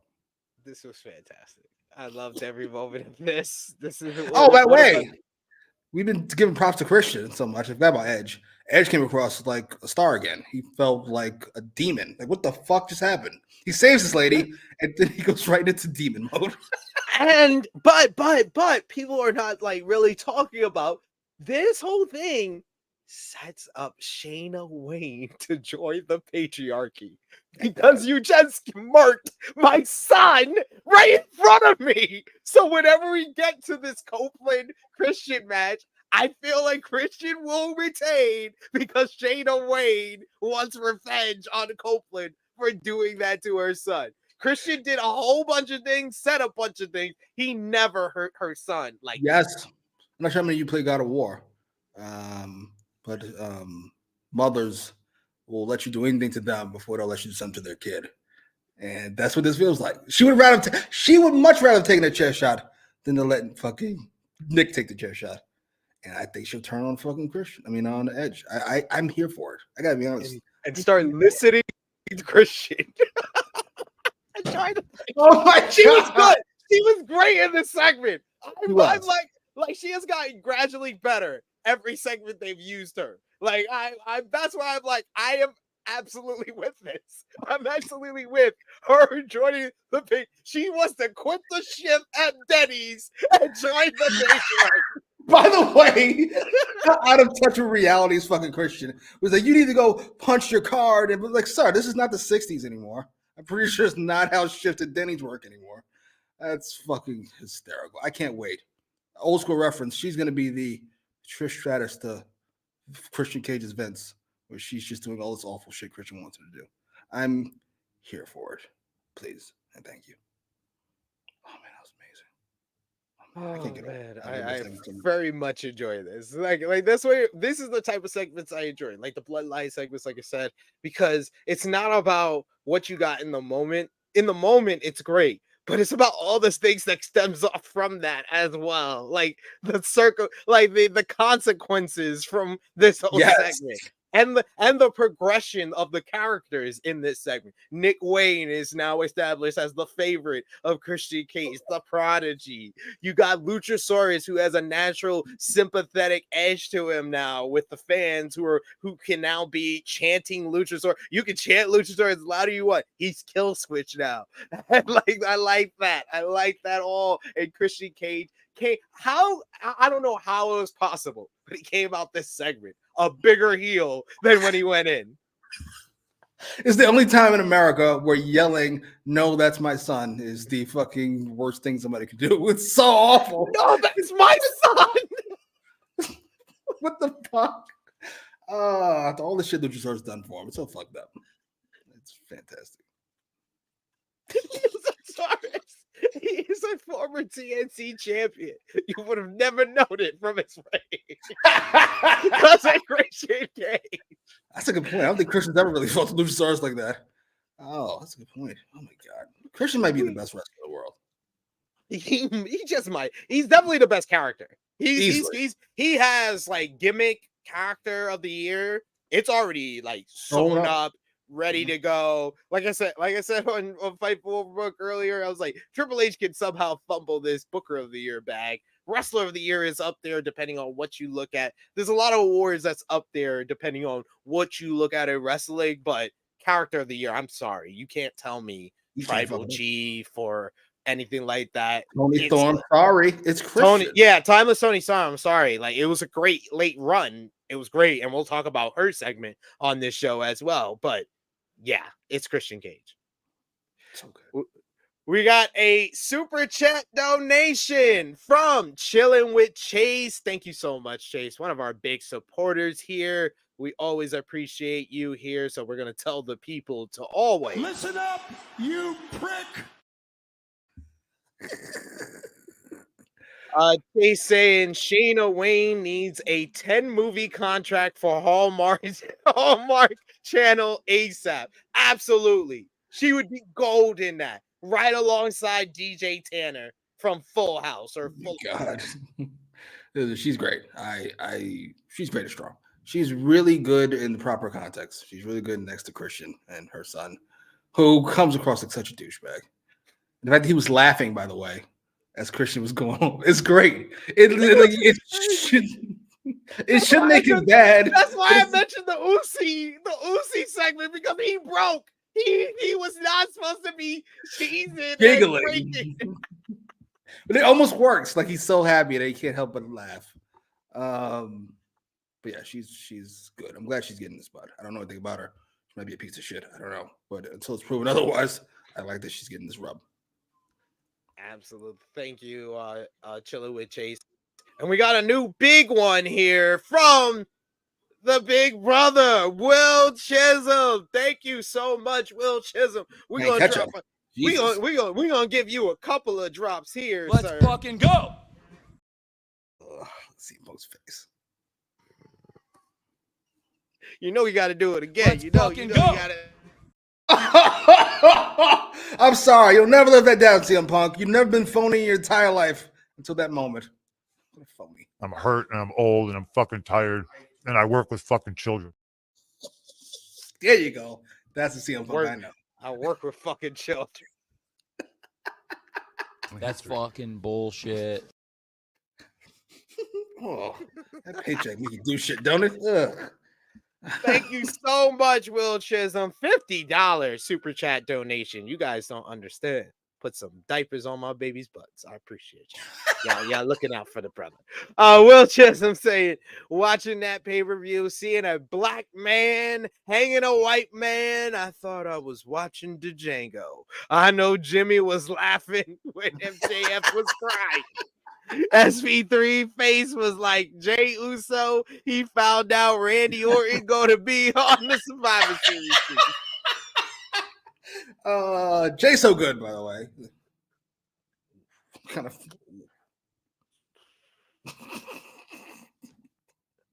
Imagine being the good one of the group and you catch all the fucking repercussions from this shit y'all did back in the day. What the fuck? You're good. I gotta be honest. That fucking hang is outrageous.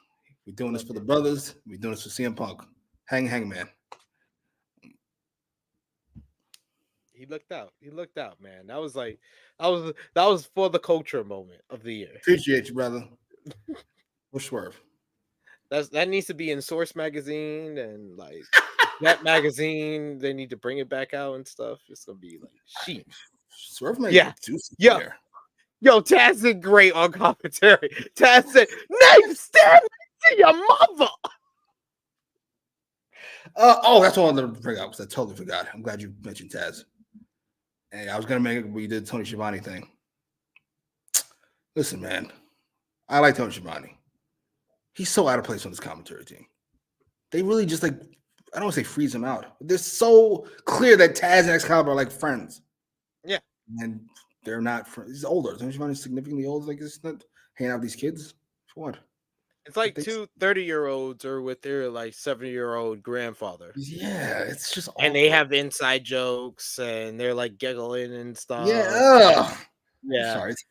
Get rid of them. I that's why I very much enjoyed the Full Gear commentary team because they put Nigel there. Nigel's been like the best commentary pickup for AEW. He might be my favorite commentator in the world. He is mine. I will go as far as saying he is mine. Like, yo, like it's like I realize like my issues with like the Corey Graves of the world where they want to like toe this line of I'm a heel commentator, but it's like Jerry Lawler light and stuff like that. And this is like we're going back to Jesse the Body Ventura with Nigel McGuinness. He goes so lean left to the heel side, and he knows how to make valid points for them at the same time. It's like when he's talking about Brian's arm. What was that? Wrestle Dream?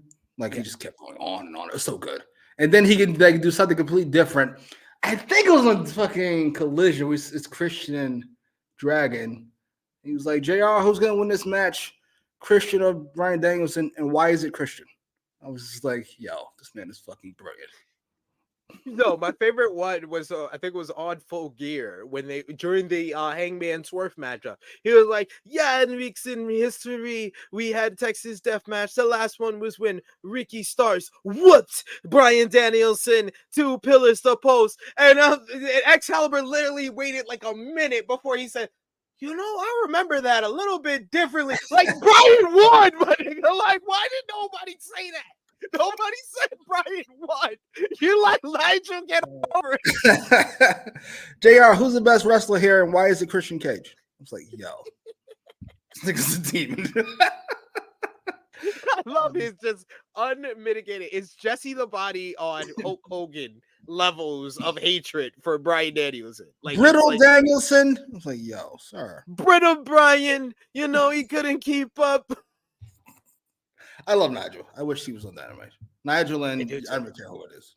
Doesn't matter. I'll take Nigel and Tony. They're developing well. If you want to do. Tony, if you want to keep Tony on there, even I think like the commentary team with if you want to do Excalibur, Taz, and Nigel as the commentary team, and then Tony is there to do in-ring interviews. Yes, that's he's fine. fine at that. He's great at that.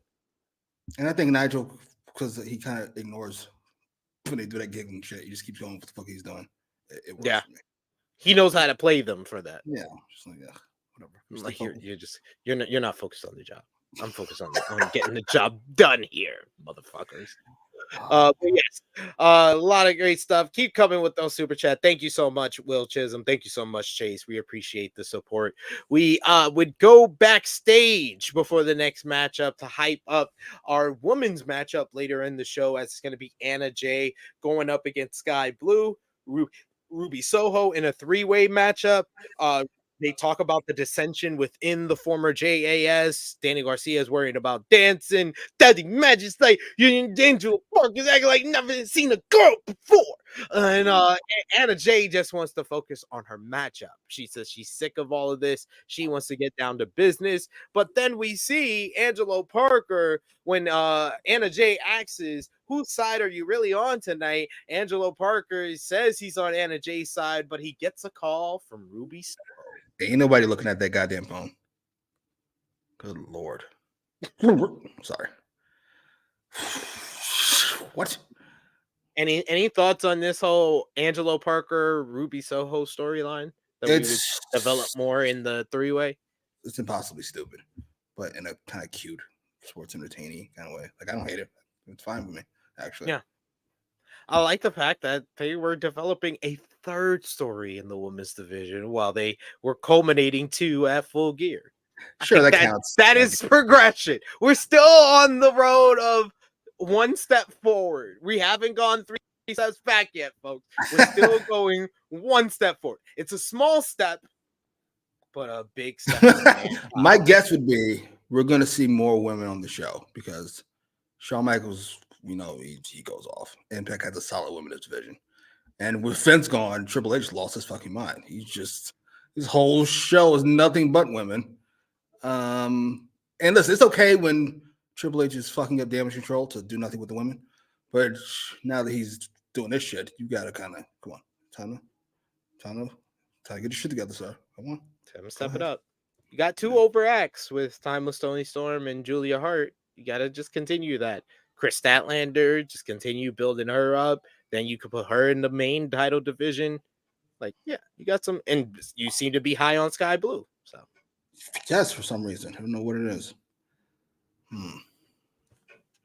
Can't put my cheeks on it.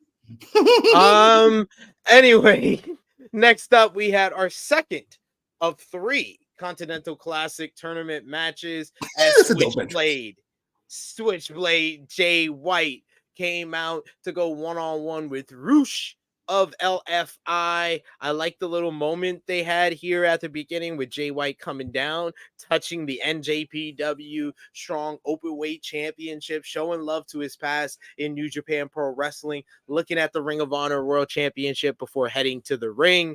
I like little tidbits, little Easter eggs like that. In this matchup, boy, oh boy, Roosh just went out there and beat the hell over ever-loving shit out of Switchblade Jay White. When I tell you he was chopping this man so hard, kicking him in the face, at one point he pulls out the wire, the cable wire from underneath, the green cable wire that he usually uses, and he whips people with it. But the referee, they established, we're not allowing any of this stuff. It's no outside interference. You're not going to use weapons and stuff like that. Tells him not to use it. So Roosh says, shrugs, picks him up, and just chopping the shit out of Jay White. And Jay White's sell of it. It's like every time he gets chopped, he's just like getting blown away and just getting hit by it. And then they start trading chops. They're both men's chests are just blistering. They start trading suplexes at one point. This was just an overall heavyweight slugfest in the best way possible. You get the Bull's horns is set up by Roosh, but he gets cut off with the Blade Runner, but Roosh is able to block that. The referee gets distracted as it looks like Jay White's gonna push Roosh into or Jay White's going to be pushed into the referee, but he turns around with the referee distracted, hits a low blow, hits the Blade Runner, cheating in his first match and getting booed. He got booed for it. I was like, that was a perfect finish. I was like, people might be left out by that finish. I was like, that's a perfect finish for this tournament. This tournament, they established in this matchup, you're not going to cheat. And that's the first thing Jay White does. He's the big heel here. 13 minutes, 56 seconds. This was a banger. I love Roosh's type of matchup. Roosh is just, I don't understand how Roosh is a babyface, but I definitely understand it. Everyone loves to see someone get their ass kicked. And Roosh knows how to do it as good as anyone in the business today. And that's what he did with Jay White here. Jay White gets a little bit of his heat back with this victory. This was overall my best feeling out of all the Continental Classic matches on the night. Wow. Pretty close to me. I thought it was a really good match. I know a lot of people mad about the Jay White cheating thing. He wanted to go over clean. He's not. He's a heel. He appears very committed to being a heel. That's what I'm here for. He's not into being cool heel. I'm not here to get cheered. I'm here to get booed. And I'm going to do everything I can to do so. His promos make him feel awful. His mannerisms in the ring make him feel awful. He feels cowardly and slimy. You know, the way he moves, feels kind of snaky. And then he's never out punches anybody. He's just great. I love Jay White. I'm such a fan. And I like the cheating here. I do. I like it a lot. Maybe don't want it for the first week, but I'm okay with it. I'm okay with it. He needed the rebound, but you still want to have him keep the heat. Yes, he can pretty much beat anyone on his own, but that's not Jay White. Well, why? And I can do it easier this way. It seems like the easier option. So I'm going to do that one. That's what Jay White does. And I think that Roosh is a sublime pick for this Continental Classic. Because he's just gonna whoop everyone in his fucking league. He's gonna beat the he might not win a bunch of these matches, but he's gonna beat the absolutely hell out of everyone. I got him beating Lethal and Briscoe? Maybe Mark Briscoe. The other three. Yeah, I think he beats those two, and I wouldn't mind him getting an upset over the big three. Or one of the big three. Listen, he beats Moxley. I'm not gonna be mad. I'm not as high as Moxley as you are. He needs a vacation. But yeah, I'm down. Bruce is fun. Hey, I'm fine with that. I told you, I got Swerve and Switchblade in the semifinal of the Gold League. Really? Two heels. Two heels. Two like heels. Though Swerve is a little concerned. I mean, he's just too good. Yeah, he's cool. Don't do that. Stay heel, please. Don't do that. Yeah. He needs to stay heel. He's a heel. Stay heel, sir. But you got Nana. Right there. We look at, oh my God, that Nana entrance at Full Gear though. Oh my God. I don't know who those two girls were up front, but they were crushing it. Holy shit. They were stepping with it. Like, oh shit. Then of course, the first comment I saw, by the way, was not about how great everybody was. It was, why ain't got no sisters up there? First comment I saw. First comment. Leave it to us. Why do you do that? Why do we always gotta do that? We look back at Ricky Starks and Big Bill retaining the tag team titles against FTR, LFI, and House of Black. We also look back on Chris Jericho and Kenny Omega defeating the Young Bucks at Full Gear. and the press conference after the show where Jericho interrupted Starks and Big Bill. And Big Bill and Starks decided to get some revenge as we see footage of Jericho doing an online interview, but then he's attacked by the AEW World Tag Team Champions, and they attack the injured arm, injured by the Young Bucks during the Full Gear matchup here. What do you think about our next tag team title program being Ricky Starks and Big Bill versus the Golden Jets? I'm glad the Golden Jets won. That's the right call, I think. I forgot stipulation, which is more tag team matches with the Jets. But that's why I wanted the Bucks to win. Listen, Omega's a single star, and Jericho is for Jericho. But it just feels like Kenny Omega wants to be free. It feels like Kenny Omega is not as in love with this tag team as Jericho is. That's just you guys hoping. You want Omega to be single star. He's got enough struggle. If he didn't want to do it, he wouldn't do it. I know if he didn't want to do it, but I'm saying I don't feel like he really wants to do it. That's what I know. Kenny will do stuff just to do it, or because his friend that he really of course I really want to work with Jericho. Yeah, it's like one of those. So what would you have him doing? Beating Orange Cassidy? I wouldn't be mad at that. I would have him in the Continental Classic. Replacing whom? You can't say Jay Lethal. That's the obvious pick. You don't want to say Mark Briscoe, but that's probably the answer. Andrade. What the fuck? Can Andrade get some fucking shine, please? Can I get some fucking love? Had the two best matches in Rampage history. Either Andrade or Mark Briscoe. For Kenny Omega. I would say he would be in the opposite block than from Brian. So yeah, probably Mark Briscoe. Probably Mark Briscoe or Jay Lethal. But like I said, I think that Jay Lethal is the perfect guy to go 0-5 here. So I want to keep him. I want to keep him in the block just for that. Go 0-5. Jesus. Fair enough. I'm not mad at that. Listen, this match will be good. The promo, if assuming there's one or so, will be fine. Ricky Starks is really good. Big Bill is strangely fun in his own kind of way. And, Jericho and Omega are probably about at the same level these days. Like a B. They're fine. They're good, even. Jericho, I don't think Jericho's all-time great anymore. Sorry. He used to be. He's just not anymore. And the match will be really good. But, yeah. We'll see. We'll see. They got history with Jericho and Ricky, so we'll see how that works out. Let's go to our next segment where we are entering the Timeless Zone. We are entering a Timeless Zone as we get RJ City and Renee Paquette are first here to introduce the winner of the AEW Women's World Championship. And without further ado, the winner is Timeless Toni Storm. Toni is in the crowd. She acts surprised that she's won. She comes through the crowd. She tries to go up the ramp. She trips up the ramp on her nightgown. She gets to the mic, kissing RJ and Renee. She is handed the AEW Women's World Championship by Mariah May. She thanks a list of people. She said, I didn't have anything prepared, but she has a whole letter prepared, whole speech prepared. She wants to thank the head of the studio, Anthony Khan, and all those at Warner Discovery, including the founder, Jack Warner, who died in 1978. Let everybody know.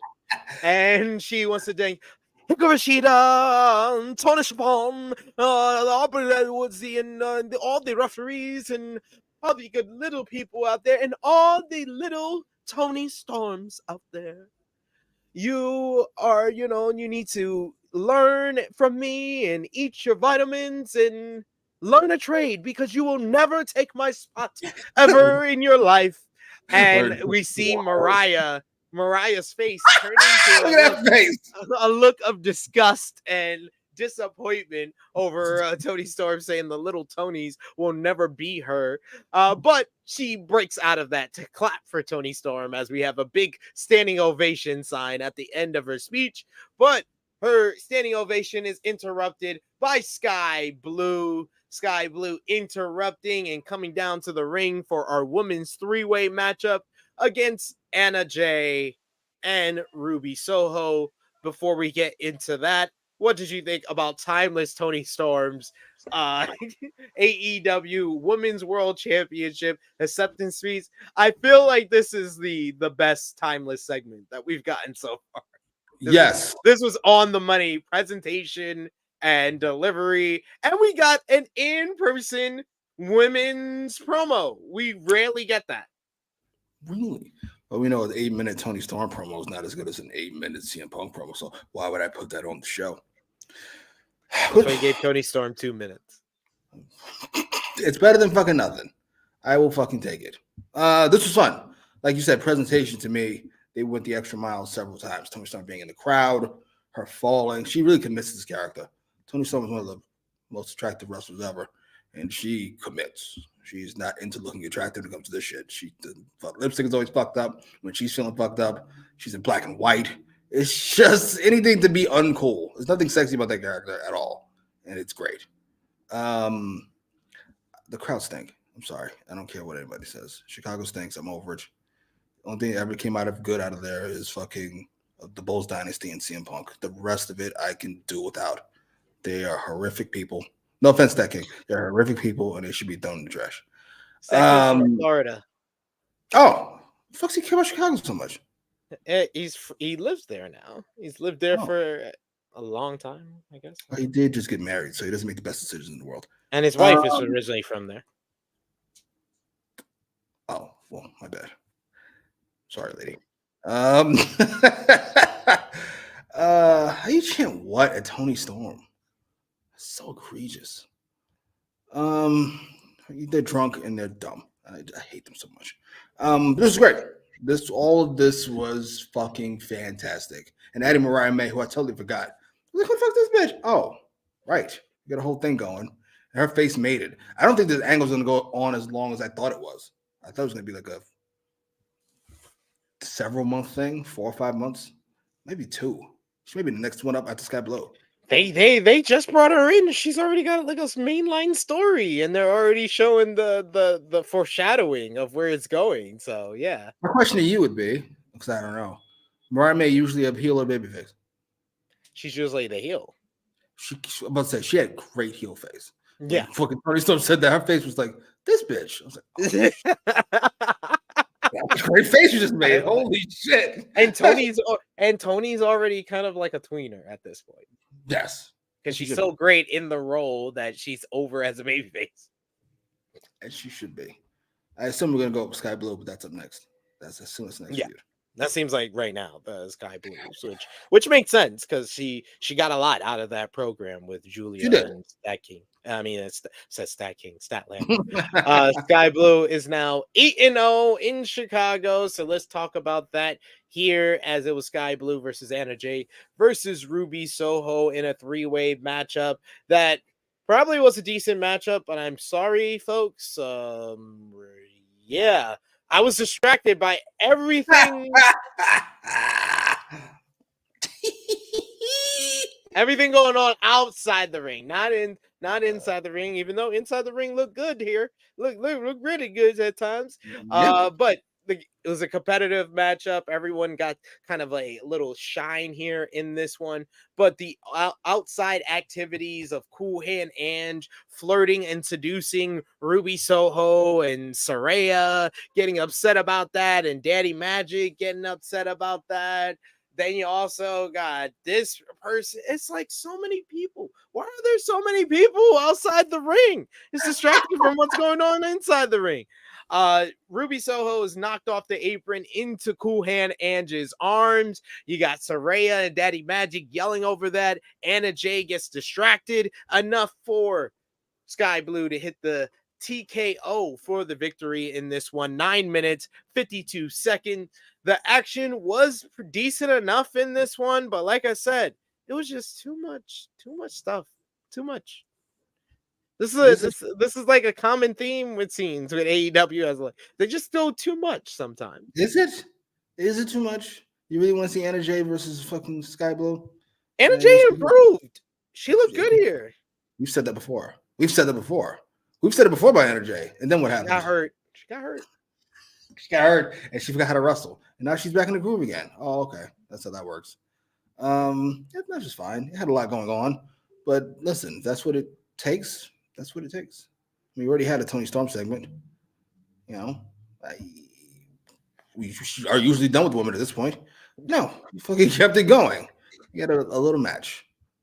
Listen, whatever. And it was a nice segue from the Tony Storm segment. It worked. Listen, like Big Man Dog said, I like the effort. We're heading in the right direction. That's all I can say. We're heading in the right direction. Now we've got 3 acts that we care about. I mean that when I say we, I mean Tony Khan.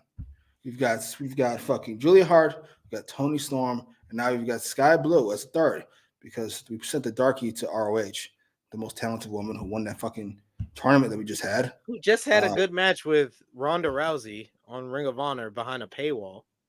What the fuck? But whatever. I'm not going to argue about it, even though she should be the top babyface till Jamie Hayter gets back. We're not going to argue about it. Whatever. Fair enough. Sure. Feel free. Top heel. Something. Either or. Yeah. I mean, what's up? Elevation. Yeah, I thought this was decent enough with the ladies involved, but yeah, the story with Ruby and Ange, I like it, but I didn't need it like overshadowing the work of the people in the matchup. Why did we get Saraya that title run? You think he actually promised it to her before he signed, or was it just because of fucking England? I was told this week that it was a very last minute decision. It was a very last minute decision from what I was told by people that are not involved in AEW. They don't work for AEW. They're outside, but they would be talking to people in AEW, and they think it was a very last minute decision. I've been always under the belief that I think that was kind of a thing that was always going to be happening at Wembley. Like as soon as Wembley was announced, I was like, oh, they'll probably do Saraya and Jamie Hayter there, and probably Saraya wins. What the fuck? Fucking cocaine ass decision. Listen, whatever. I'm just saying. I feel like it really threw everything for a loop we didn't need. Like, I don't think people were talking about the hot shotting of the belt if Sheeta just keeps the belt until she loses to Tony Storm. Also true. More harm than good. Or you don't do the Sheeta run and Tony just loses to Saraya, and then Sheeta gets her run that she won after Title Tuesday. Gets that good run where she main events a couple of shows, has some title defenses, and then lose to Tony at Full Gear. That works. I think we're done with Sheeta anyway. We're certainly done with Saraya. They're over that shit, as you should be. She's not that good anymore. I'm not tell you. She's hot. Who? Saraya. Saraya? Oh, yeah. She's not that Sheeta's good still good. They still need to feature Sheeta. Doing what? Great matches. No. Sorry, but she's gonna be the chick. She's the Triple H, the Edge, the Orton. You're the other guy. Sure, she could be the other guy, the guy with the star faces. Sure, but she needs to be the Shawn Michaels in 2000s of AEW's women's division. Shawn Michaels would be the best wrestler ever. She's not the best wrestler in her division. She's the best women's wrestler in the roster right now. That is a hell of a way to put it. Sure. She might not be better than Statlander. It's her and Athena. Her and Athena. Might be better than Statlander. Statlander's fantastic. Oh, Statlander's in there too. She's in the discussion too. She had her run. It's over. Sorry. Doors that way. The longest reigning AEW Women's Champion. The first ever 3-time AEW Women's Champion. The most combined days as AEW Women's World Champion. And you're out here blasphemy, putting slander towards Sheeta's name. I will not stand on this Sheeta slander, sir. She's good. She's not a stat. She's not a hater. She's not interesting. I'm sorry. I don't mean any disrespect. She had her run. It was solid enough. Let's move on. I'm sorry. She's the Bob Backlund of AEW. We did it. Now moving on. It's ridiculous. Brooklyn League saying Roderick, Luchasaurus, and Mariah, some disrespected and depressed AEW wrestlers this week. Very sad. Kind of how a lot of AEW AEW Thanksgivings are going, I guess. I don't know. That is a lot of depressed people. It's fucked up, but hey, it happened. That's the most transitional AEW Women's Champion. That's ridiculous. That is also true. That is ridiculous. That is also true. She should only have one transitional run, but just two. because she has two transitional run, she's the most transitional. Yes, we're gonna ignore the fact she's the longest reigning AEW Women's World Champion of all time. JBL last champion, absolutely. That is wild. Nah. That's disclaimer. Wait a minute, no. That's worth a disclaimer. That is The words and opinions of Jimmy Macram do not necessarily reflect those of True Heel Heat, its viewers, or affiliates. Clearly not the star, right? Holding the belt and is really good at one aspect of wrestling. How is that Randy not Orton? She's Randy Orton. He's not Randy Orton. Don't be disrespectful. She's Randall Keefe. And he can talk. Sorry. He learned how to talk. And he's charismatic. Sorry. It's ridiculous. Y'all are ridiculous. Y'all are some ridiculous ass niggas. Y'all some racists. Like, just because she can't talk, can't speak English, she can talk. Oh. She can physically talk, nigga. She can't talk. talk. You just set him up so he can do it out in his own way. You can talk. Nakamura, best on the mic. Doesn't speak English. He's great. He's great. I don't know what the fuck he be saying, but he's fucking sounds great saying it. I'm so annoyed right now, ladies and gentlemen. I'm just gonna say that. We get an interview. Right. Huh? It's only because you know we're right. No, like, I don't know you. I think you're wrong. I 100% think you're wrong. If I was saying this about Kenny Omega, you go, phooey. You wouldn't even get enough say, whatever. But it's you're like, Oh no. Don't do that. Don't do that, Skip. Don't do that, Skip. Don't try to tell me how I feel, Skip. Oh, we got backstage Wardlow. They attempt to interview about everything going on with MJF and the devil, and he said he's going to take out the devil, but when he leads, expects it once again. But AR Fox interrupts and says that he's been in his position, but the difference between him and Wardlow is that he doesn't make excuses or doesn't blame other people. And Wardlow says, "Oh, thanks for the advice," and then headbutts him right and lays AR Fox right on his ass. Guess this is setting up a matchup maybe next week on Dynamite or Rampage. I don't know. How the fuck would fucking I thought Wardlow was a heel. You remember when LA Knight fucking rocked up to Rey Mysterio? It was like, I'll beat your son for you, and then Rey Mysterio hit him upside the fucking head. Yes, because he's the babyface, and the heel came up to him, said some shit he shouldn't have fucking said for no reason, and got whopped. How's Aaron Fox getting my fucking face about nothing, and then you're the good guy? If you don't sit the fuck down. Oh my god, what a dumbass segment. I was like, is AR Fox still heel? Who the fuck is you? Is he still like? I mean, he got kicked out of a group. He made a decision to join a group, so he's still technically heel to me in my heart. Ooh, maybe onto something. I'm sorry, this is egregious. I don't know what AR Fox did to deserve this. I know why he fucking couldn't go to Wembley. I don't know what he did to deserve this. Get kicked out of a group, a whole group. We did a whole bill where we murdered somebody, and now I'm not in the group anymore because I can't go to Wembley. Really? You're selling it on my back? I didn't realize that. My bad. Thought you were selling it on fucking London and MJF and whatever. Apparently, it was on AR Fox. I fucked up. My bad.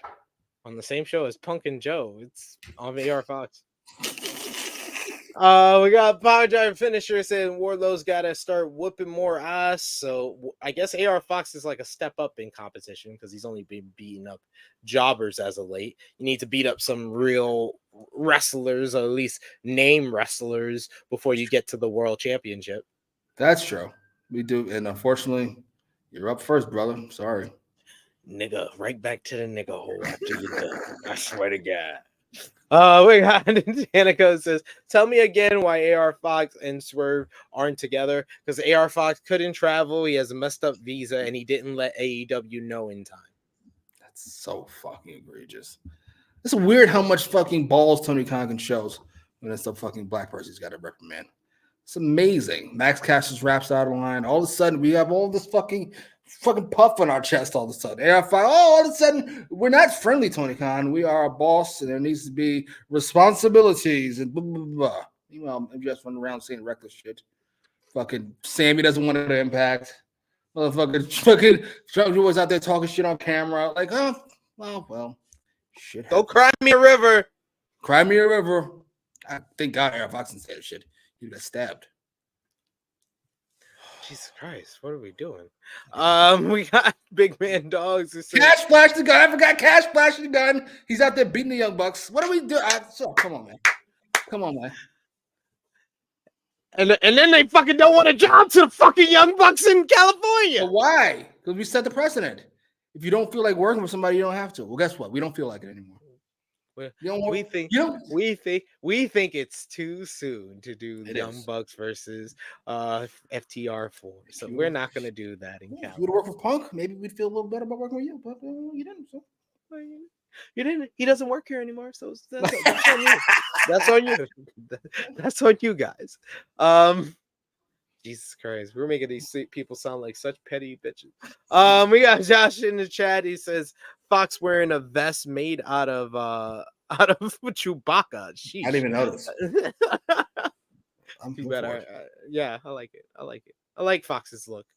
And we also got Big Man Dogs who says FTR said we already won. We did 3 matches. Since when is we doing quintologies and all this other shit? No, it was a trilogy. Done. Scream went on. Scream went up to number. How that's turned out. Your homegirl not gonna be in it. She said, "Fuck that." Yo, Jenna Ortega. Shouts out to Jenna Ortega. That's a soldier. Absolutely. I'm gonna stand with my sister in the movie. Props to her. Absolutely. Nev Campbell, don't you dare. I don't care if they give you the amount of money you wanted for Scream 6. You better not. You better not. You better say, nah, y'all niggas didn't want me for, you didn't want to pay my price for Scream 6? Now y'all stuck. Y'all stuck with just Courtney Cox now, and that's it. Because you killed, if you weren't aware, spoiler alert for Scream 5, they done killed Dewey. So you can't even call David Arquette. We're going to get a movie with Gail Weathers as Sidney Prescott. I don't know much about Nev Campbell personally. I know she's an older actress. Like fucking Jenna Ortega can say, fuck that, I'll wait. But Nev Campbell got time to be waiting. Fuck that. Give me my check. Sure, cough it up. I don't know nothing about no Palestine. Just money, please. Thank you kindly. Cut that check. I'll be there. I'll be there. Sidney Prescott, the greatest horror film hero in my opinion. Sidney Prescott. Wow. I don't watch horror movies. It could be right. The goat right there. Always beats the killer because she's smarter than them. Not physically. Physically, she can't beat anyone, but she's smarter than all the killers. It's great stuff. But let's finish things off with the main event of the November 22nd edition of AEW Dynamite, our third and final Continental Classic, a Gold League matchup as former 3-time AEW World Champion Jon Moxley goes one-on-one for the first time ever with former 13-time Ring of Honor World Tag Team Champion Mark Briscoe. And of course, this would be a physical brawl, and it took until the commercial break to things to get completely out of hand. And if you had on your bingo card that Jon Moxley was going to bleed first, you would be wrong, as Mark Briscoe was the first one to get busted open in this one. And this really turned up the intensity of the bout. We start seeing the guys trading off big suplexes, a couple of really good near falls late in this one, as Moxley goes for a big move, but Mark Briscoe is able to reverse into a Death Valley driver and then the Froggy Bro and only gets a 2 count. Moxley returns fire and hits a big Death Rider, and that only gets a 2, we get a big slugfest. Moxley hits a big power driver for a near fall. He goes for the bulldog choke, but Mark Briscoe is able to fight out of it. We get another big slugfest.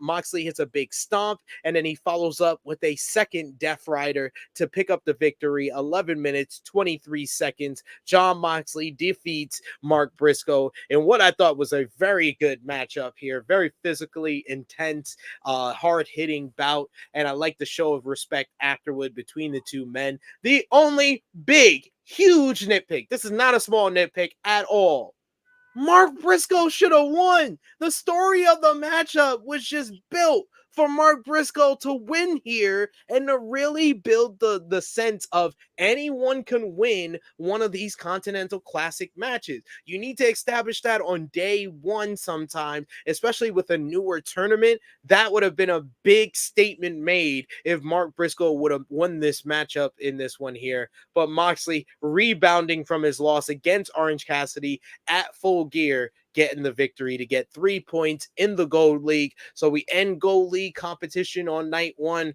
with Moxley, Swerve Strickland, and Jay White with 3 points each, while Jay Lethal, Mark Briscoe, and Roosh have 0 points so far. What did you think about the main event of Dynamite, Moxley versus Briscoe? I'm totally with you on Mark Briscoe should have won. Not only would it set up the ending that happened for the tournament, but AEW has a habit of putting on matches so you know we're going to win. I think that would set it up like, oh shit, Jon Moxley fucking lost. We need to watch the rest of this fucking tournament. But hey, the match was really good. I enjoyed the match up until the finish. I was ready to say this is an all-time Dynamite. Then it wasn't. Yeah, I think if Briscoe wins, we would be saying this is an all-time Dynamite. Yes. That would be like every match either was like it got better. Like the Swerve one with Swerve and Lethal was just good.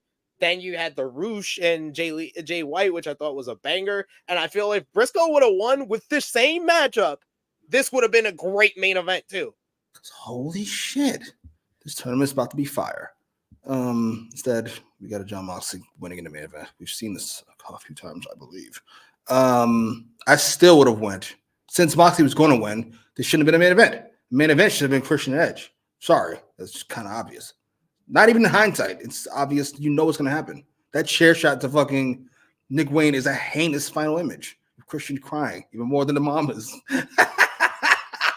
So yeah, this is a good match. I'm looking forward to the rest of the tournament. I might even tune in the fucking Collision to see Brody King versus what's his face? Eddie Kingston. I might even. I think Claudio and Garcia is going to be really good as well. Sure, but who cares? Garcia for the win. You're welcome, guys. You're welcome. Place your bets. Place your bets. I want someone to make money off of this. But yes, that is all that went down on this week's AEW Dynamite. Keep sounding off in the live chat and let us know your match of the night, MVP, LVP. Ooh. Out of 10, what did you give the show? Thumbs up, thumbs down, thumbs in the middle for the November 22nd Thanksgiving Eve edition of AEW Dynamite. For me and Jimmy, we'll put our thumbs in the middle. And in 3, 2, 1, thumbs up across the board from both of us. Jimmy, out of 10, what did you give the show? I think this is my first 8 in a while. I'm going for an 8. I really enjoyed that show. I'm going to go with an 8.5 out of 10. I think an 8.5 out of 10 because I really enjoyed Roosh and Jay White. I really enjoyed Mark Briscoe and Jon Moxley. I thought Swerve and Lethal was good. I liked the Timeless Tony Storm segment, and it had the great Samoa. I thought Samoa Joe, MJF, and Cole was great. I thought that was great as well. But that all-time Christian Re-Christening segment, it's an 8.5. 8.5. Like I'm threatening to go almost a 9 because Christian got a 5-star promo. He got me to rate a promo. I rated a promo. I was like, that's a 5-star segment. That's 5 stars. Oh shit! Damn. I forgot about Joe. Go 8.5. Go at least 8.5. I'm going 8.25. 8.25. Not 8.5. He's like, I can't find that on the corner, damn it. Not with Danhausen and fucking. I don't love the first half of the MJF promo and the poor formatting. I thought You don't open with the fucking lethal match, and you don't close with Mark Briscoe and Moxley. You open with maybe Jay White, and you close with Edge Christian. That's fucking obvious. I'll never tell you why it didn't happen. Makes sense. So you're 8.25. I'm 8.5. Let us know in the chat. Out of 10, what did you give the show? Thumbs up, thumbs down, thumbs in the middle. What was your Kenny Omega versus Bryan Danielson match of the night? Crystal clear. I'm gonna fucking get in your ass in a second. But match of the night. Oh, I'm gonna go with Jay White and Roosh. Thank you. I don't know why it was evading me. Yeah, I thought the winner was right. I thought the finish was right. I thought the match was just as good as the main event, but the right person won. So going with Jay White and Roosh. Yeah, I love that match. Roosh has been delivering. He delivered one of my highest rated non-finishes in AEW history with Dax Harwood on Collision, where they just they chopped each other until their chest bleed. Like, that was ridiculous. And then he turns around. And then the latter match exceeded my expectations at Full Gear completely. And then this match. Roosh has had a great week. Great week. One of the wrestlers of the week. Right there, Roosh. But yeah, Roosh and Jay White, my match of the night. MVP for the show, Jimmy. Your Maxwell Jacob Freeman MVP. Crystal clear. Any MVP list that doesn't include Christian is invalid and cannot be considered. It's Christian Cage. You can do codes and add a whole bunch of motherfuckers after Christian, sure. But it's Christian Cage with relative ease. Father of the year, most valuable player of the year as well. Christian Cage is my MVP for the show. He was a great father who had to discipline one child and let another child how much he was loved, and then had to watch that child be murdered by his best friend of over 40 years. Christian, we here at True Hill Heat stand with you. Never get on your knees for another person. You're special. Oh, shit. God damn. That's so good. I love this man so much. Whenever his music hits, I'm like, Dad! Dad! Christian Cage, by far MVP, unanimous. It's Steph Curry, 2016. He's unanimous. Your Antoine Khan, least valuable player. Oh, I kind of want to give the fucking Khan for the formatting of the show.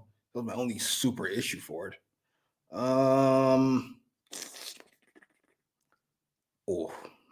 This is gonna hurt.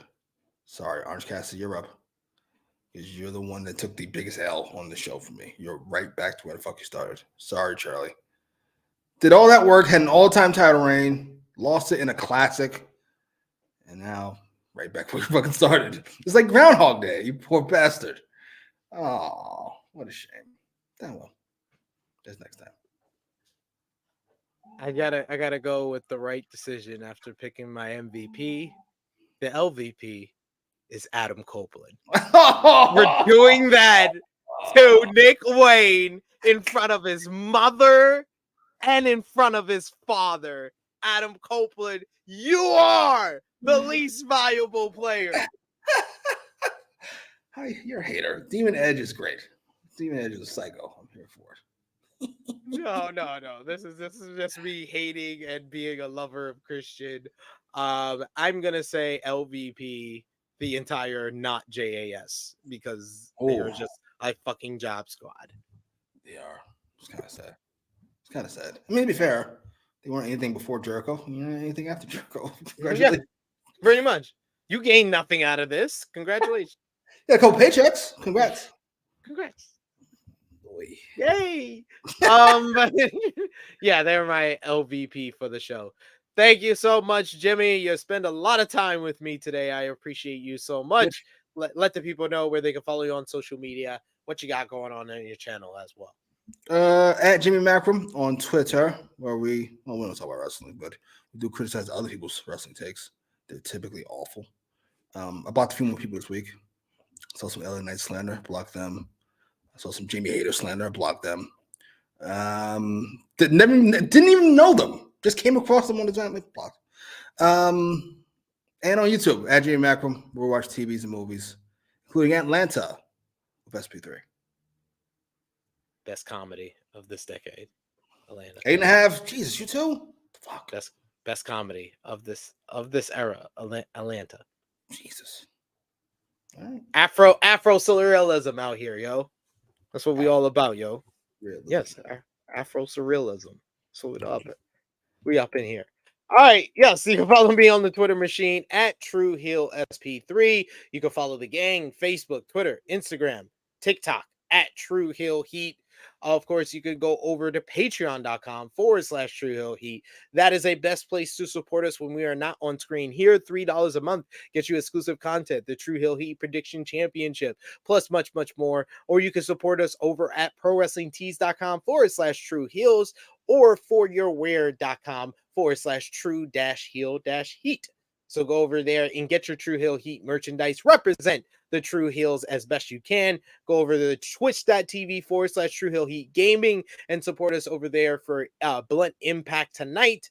I will be back with all of you tomorrow, 11:05 a.m. Eastern Time. The True Heel Heat flagship podcast, being joined by the True Jaw Josh, Miss Chrissy Love. We'll be talking about this weekend wrestling with Full Gear, as well as preview for Survivor Series tomorrow night as well. And I'll be back on Sunday for a Survivor Series. When is it? When is the True Heel Heat thing? What? The show. When is it? Tomorrow at 11:05. With Chrissy and Josh. Yes. I look forward to seeing the viewership for the show. True Heel Heat flagship podcast always does well. The Full Gear review, you can check that out right now with me and Josh, is at 1K views. So thank you for support on that one. Go over and support that one as well. So you're a super draw, apparently. It's like Austin versus Jared. Look at Austin. Super draw. He was nice. Poor Jimmy. A jerk. I don't know. Poor Jimmy Macram. It is me, your True Heel Phenom SP3. This has been AEWramble, episode 121, Re-Christening. We are signing off until next time.